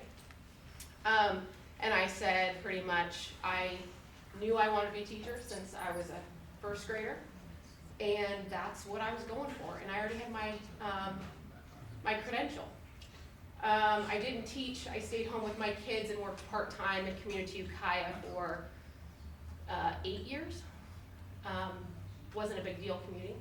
Now that I look at the salary schedule of Ukiah, and I'm also one of those that would like some property, would like a larger house, love to live in Red Valley and maybe commute here. Who knows what the future brings. I don't want to leave Willits. My kids, I graduated from Willits High.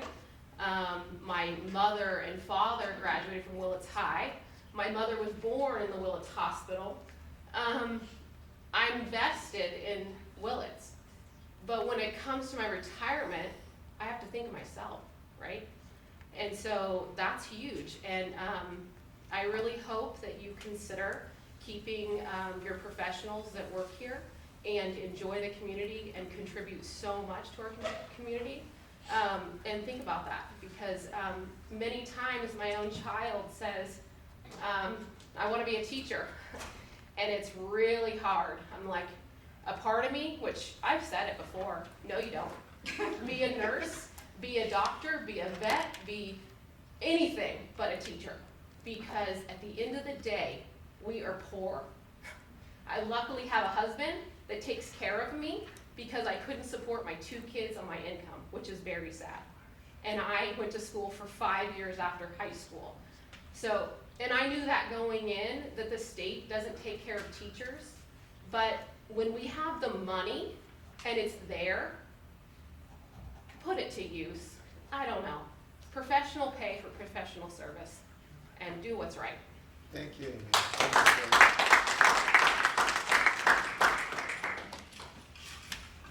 Anyone else? Yep. Come on up. So we, want to start? Yeah, I'll start. Just state your name, because we're being recorded. If you could state your name for the record. So I'm Carrie Roshina, and I have worked here for 28 years, and I've worked with many of you guys. I was your kindergarten teacher, so I have some of these parents in here. I've had their children in my class, and I just want to say that I'm sick of begging every year for something that is really rightfully ours. And when I look at Ukiah and see that they're going to start making $21,000 more a year than me, it makes me wonder why people like Cindy Pinkston and I and Relena, why we don't just go down there and get a job and make $21,000 more. And I'm just so sick of begging every year, oh please, please give us a little handout. It really sucks really bad, and it really feels uncomfortable. So I'm Elena Smith, I'm a 3rd grade teacher. We are some of the most senior teachers in the district. And I grew up here. My husband grew up here. We raised our children here. My daughter's a teacher here. There. And I've seen a lot of teachers come and go. I've seen young, new, vibrant teachers come. They get their foot in the door, and then they leave. And they leave maybe to be closer to family. They might leave because there's not a lot going on in Willits for a 25, 26-year-old. They might leave because there's more money elsewhere. This is my home, this is my community, and I want to see good teachers in our schools. And I want to see those teachers in our schools even when I leave, when I retire. And we're only going to retain teachers if we pay them what they're worth. I've stayed because this is my home and my community. But if it wasn't, I would have left. Thank you. Thank you very much.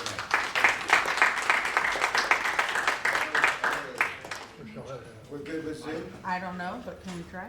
Okay, do we want to try somebody from Elena Zoom? Warren has had her hand up. Whose hand is up?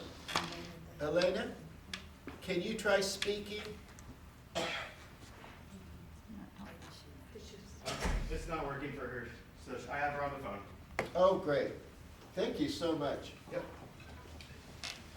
Okay, Elena, you're on.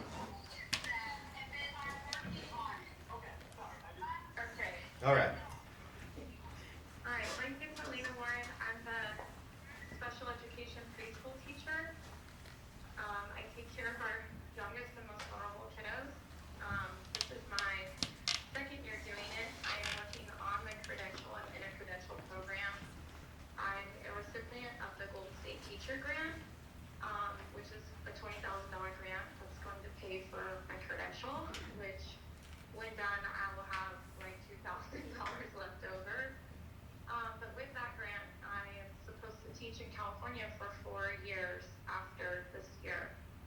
I would really like that to be Willits. My predecessor in this job, Trey Grant, she left and she teaches in Kaya.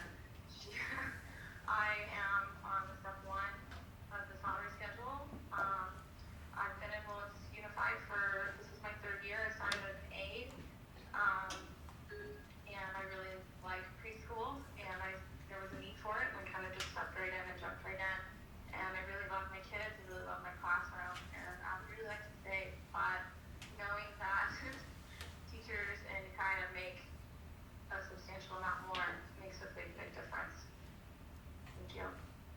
Thank you so much. Thank you so much.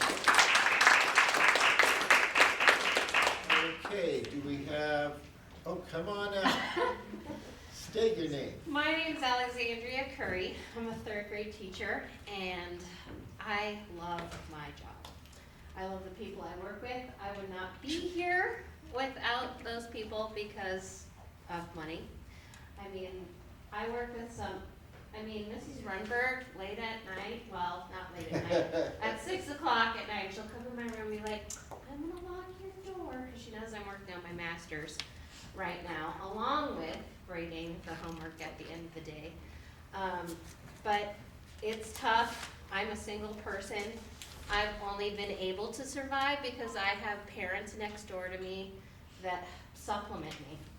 My dad helped me buy a 1980s modular trailer. So, but if I did not have them, I would not be here at all. If something happens to my house, I have zero savings. And it's scary for me as a person. Sorry, trying not to get choked up. Just listening to people struggling in this community, it's really sad. Not just me, my students. I show up because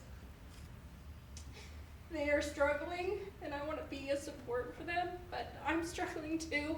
I've been dealing with health issues and the bills have been stacking up and it's a lot. I'm barely making it this month and it's tough. And I look at Ukiah and the only thing that keeps me here are my amazing colleagues and I'm sorry, I'm crying, but it's emotional. And just listening to people up here, it's like, wow, my cousin works in, the Central Valley, and she's like, you should come work here because you get more support and more money. But I love it here. I love my kids. I'd do anything for them. They make me forget every problem I have when I show up at school, even the hard ones. So we deserve that money for our amazing services. Thank you. Thank you.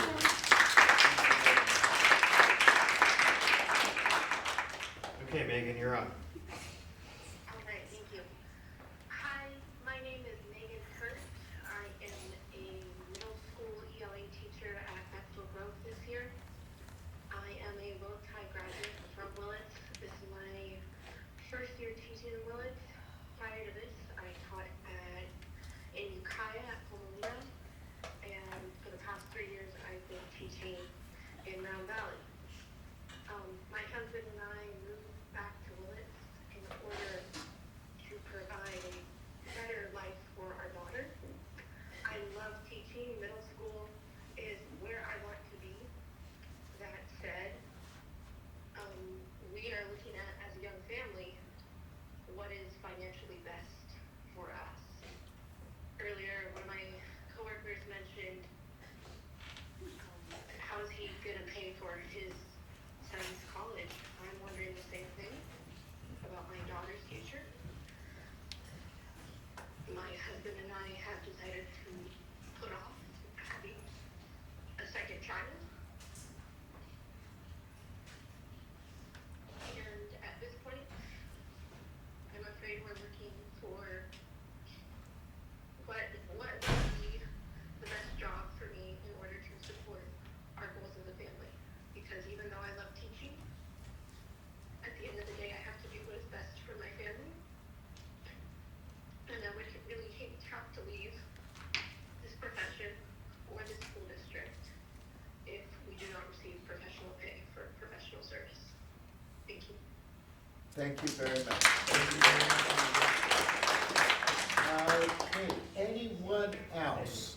We have someone, Catherine.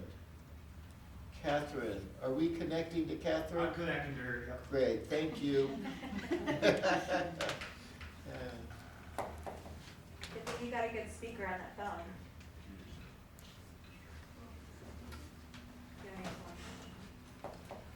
Anybody else inside the building that would like to speak that has not already?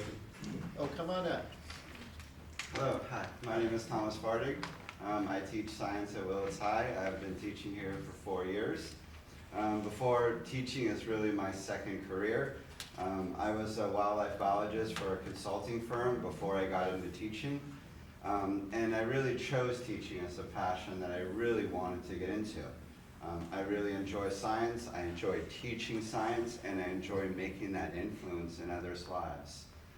So I went down knowing that the pay would be different, but I love teaching. So I graduated Humboldt State University with a credential program. I started here. I won't lie, my goal was at first to stay in Arcata, but this position opened up and I was like, wow, Willits, I've been through there a lot. It's a really beautiful area. I love it there. I like it. So I got into a great spot, and the more I spent time here, the more I love it, and the more I love the community. And I find myself as a single person with no kids, trying to figure out what I want to do for my life and be able to afford a house or be able to do things. When I started here, I started at 46,000. So I've been taking 15 units almost every year, and now I will max out this year at 5 after 4 years. But that's cost me a lot of money, and I'm almost saving nothing. And I just think at the rate I'm going, I won't be able to buy a house till I'm 20 years in. And just today, for my marine science class, tomorrow they have a starfish dissection lab. I needed to get colored printing of some really nice diagrams. We couldn't do that at the high school. I needed to get it done though. So what I did was, before I came here, I went to the FedEx near Safeway and made my own copies. Paid $35, $40 for colored copies. I don't do that because I do it because I enjoy it and I want the students to get the best education I can. And I know I could do it for free here, but the quality, black and white, would not give them the education they deserve. And I just always push for the best, and I just hope you realize that there are a lot of passionate teachers here. We've been hearing it through everyone. And I just hope you really start understanding we just want professional pay for professional service. And thank you. Thank you so much.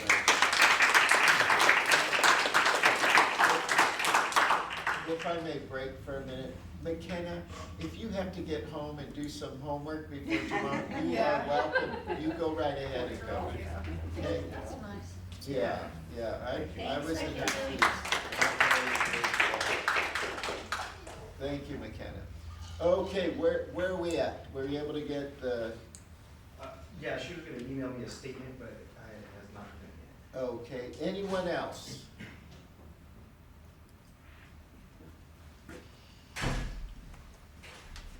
Come on up. Come on down. Are you that old? I am that old, mostly because my parents were teachers as well, so I'm not sure if you age in dog years or fruit fly years when you're a teacher's kid. Maybe depends on I where know you go I'm to that school. old. I didn't think you were that old. I'm old enough that I can remember my dad complaining about his first salary being $8,300. So that's 47 years old for me. Yeah. They both were teachers. They both retired out of Laytonville. And so I've been coming to board meetings probably since I was 7 years old. I appreciate the good job, Paul. I don't know if that's a blessing or a curse, I know, but it does give me a very good perspective on what we're going through tonight. And it doesn't happen on a regular basis that people get this frustrated, but it's happening tonight. And you've heard enough from all of my colleagues, all the personal stories, but I really want to bring home what it means to the district as a whole. When we lose our strongest members, our people that have the most experience, and they go elsewhere, they obviously don't have the time to have phone calls with where they left to help people out.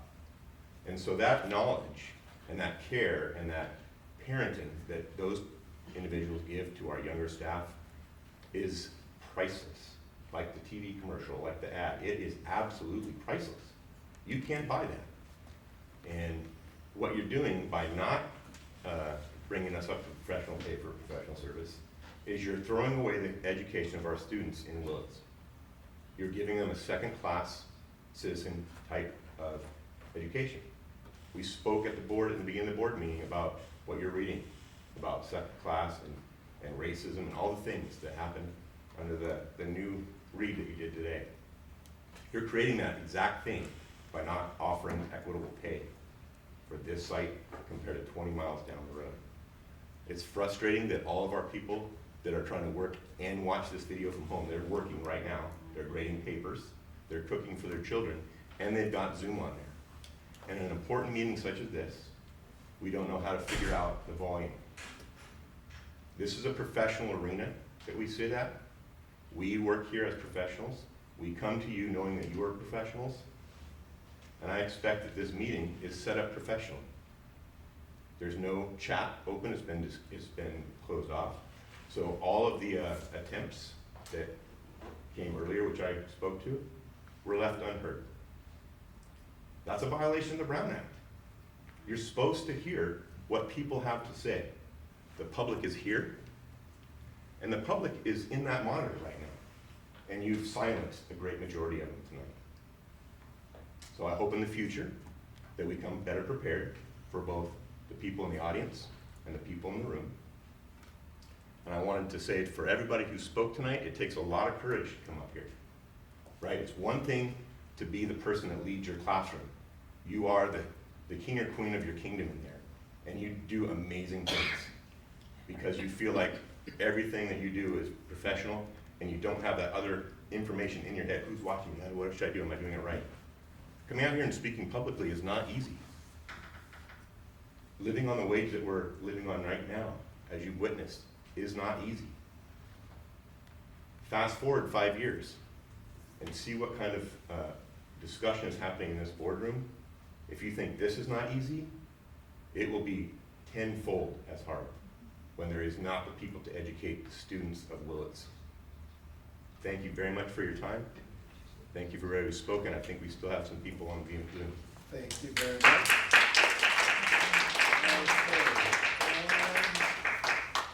Okay. We have someone else ready to go? Yes, I have 2 written statements prepared. They're both brief. Sure. This one from Catherine McKay. She teaches at BGMS. Didn't put other credentials here as well, but I know that she teaches SPED and leads student council, probably amongst a lot of other things that I'm not saying. She says, professional pay for professional service. Thank you for allowing me the opportunity to speak. You know what it takes to become a teacher, and you also know what it takes to maintain a rigorous and exciting classroom that best serves our students. It is a rhetorical question, and do you value our children? Then respect those children and respect the professionals. Professional pay for professional service. I live in Ukiah and I commute daily. Why? Because at the time, WUSD accepted 10 years of experience where UUSD would not. It made the temporary difference. That difference is now less at WUSD. Please, professional pay for professional service.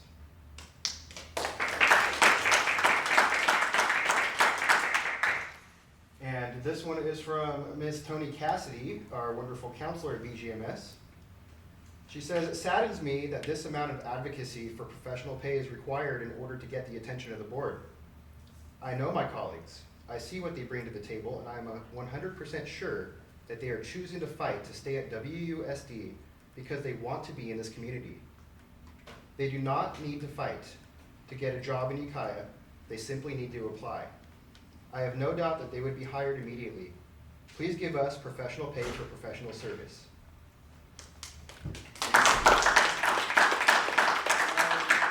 How about Jordan? Do you have? We have no idea who that is. Do you, Jordan? I do not. Do we have any communication with them through chat or anything like that?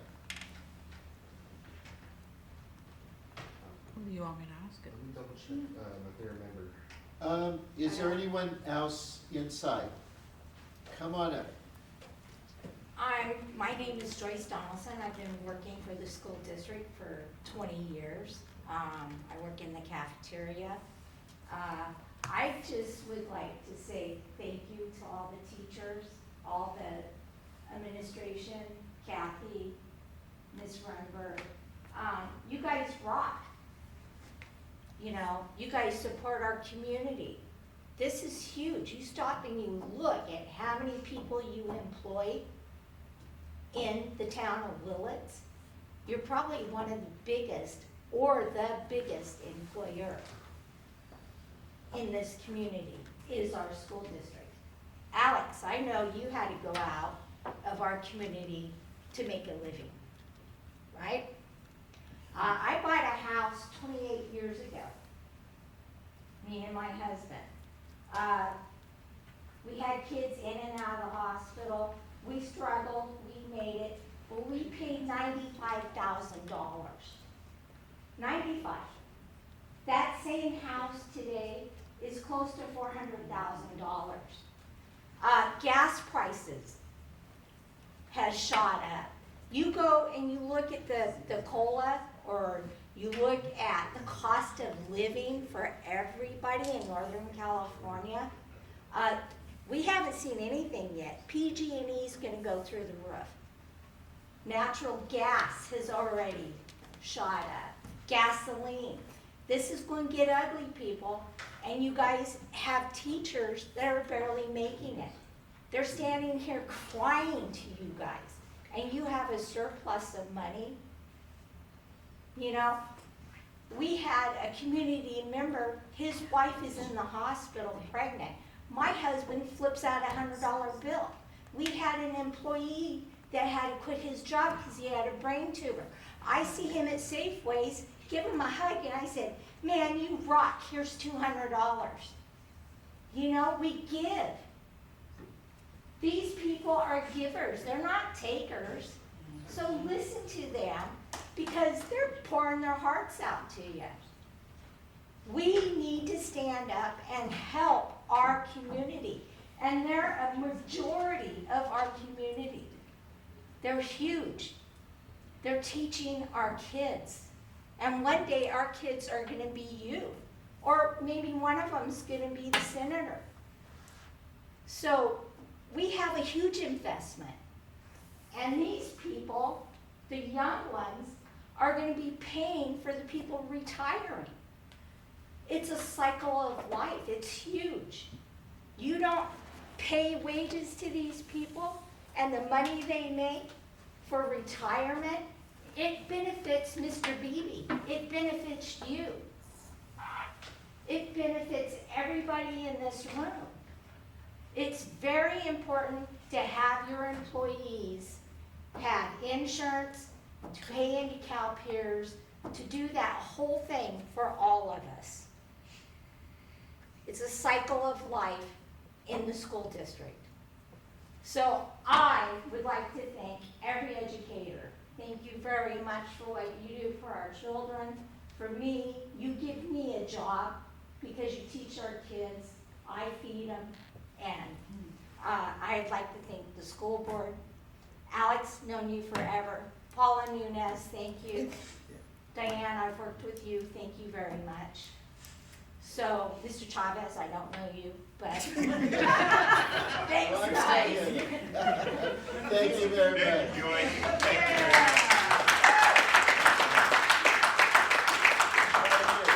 Who do we have left? Seems to be We want to get everybody heard. We just don't know who that. Brian, I was told the Jordan individual was calling you. I haven't received a phone call yet. You don't have any way of putting a chat on there? Give him a number, call. Message him a number. I was told he got it, but I've been writing him and he's not replying. I'm happy to if you want to tell me your number. You just turned on his camera. 1-800 professional pay for. Okay, in the meantime, I mean, eventually we'll have to. I have no Do idea. you recognize that person, Brian? Is there anybody else that would like to speak? I don't hear anyone else. I mean, you can see that I've chatted him, like I don't know. See that So one? he can't chat you back? Yes, she's been coming. Oh, I didn't see it. Okay, Sandra, does anyone have connection with Sandra? Catherine McKay had a hand up as well. Catherine McKay already speak? Okay. There you go. Now talk to him. I mean, I don't think he'll see it. Okay, You might have a phone number if they were both projected. okay. Turn it up that way. She already tried that, I saw. And can someone work with Sandra connecting? Yeah, That would be wonderful, because Does Sandra have her hand up? I have her number. she did. somebody said she did. Alex, can you check the secondary volume on that computer too? I'm not sure how to do it, Brian. I was already looking at it a minute ago. Hey Brian, can you try this number for Jordan? It's for Miss Lisa. 6 I got his statement. You got his statement? Okay, for Jordan? Okay, would you like to read it? No, I'll read it. Okay, great. Did you want to say something? Okay, we have Jordan up. And I have Sandy whenever we are ready for her. Wonderful. Now we're getting it rolling. Okay, I'll just send it in a second. This is for from Jordan. Dear Willits School Board members, my name is Jordan Ugla, and I am a concerned citizen and former educator living in Willits. I am very concerned about the lack of response to racism recently reported on social media from Willits High School. The following are actionable steps I believe WSD can take in response to these events. 1. Make a statement condemning recent events and expressing a commitment to anti-racism and list actionable steps you will be taking. 2. Pledge to educate and train teachers and staff on how to make our schools safe for all students and free of racism. 3. Contact Center for Racial Justice and Education to learn more about trainings offered. Info at centerracialjustice.org, 646-688-4470. Thank you for your time and your consideration. Thank you very much. Thank you very much. Okay, who's next up? Let's keep this rolling. All right, Sandy, you're on speaker. Okay, Sandy. Hi, hello. I just want to really thank everyone who spoke tonight, and I want to echo professional pay for professional service. I've taught here for 18 years, and I've never considered going to Kaya, but when I look at what's happening right now in education and what's going on for my family and my life, I do start to look at that, because we have to look at that and take care of ourselves. And I really hope the board and Willits Unified considers making a change for professional pay for professional service. Thank you. Thank you very much. Do we have anyone else up? You guys what? I have a written statement from Ms. Kelly Brackett. Okay. It says, I would like to say that I came from Round Valley also and was asked to apply.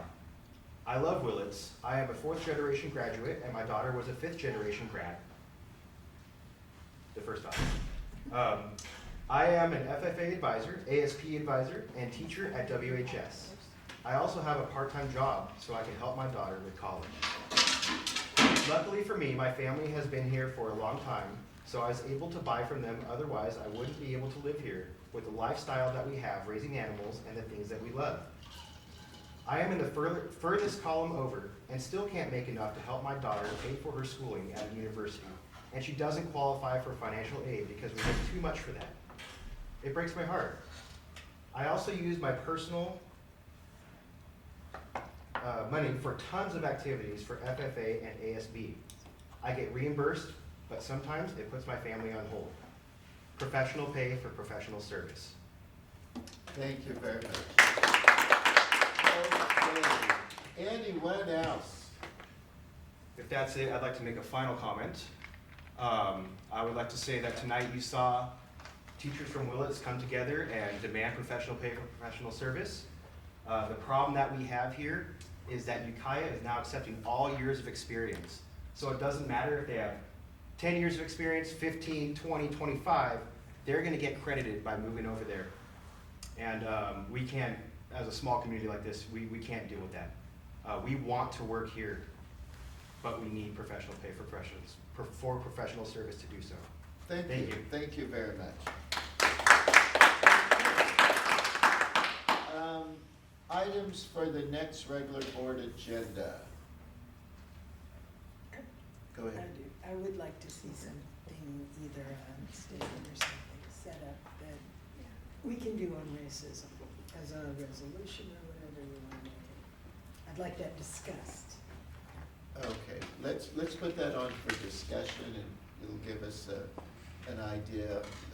Just a discussion in regards to, do we want to Come out making a statement. I mean, we have policy, we have a number of other things that state the same thing, but maybe we want to go a little bit further. So we'll discuss that on our next board meeting.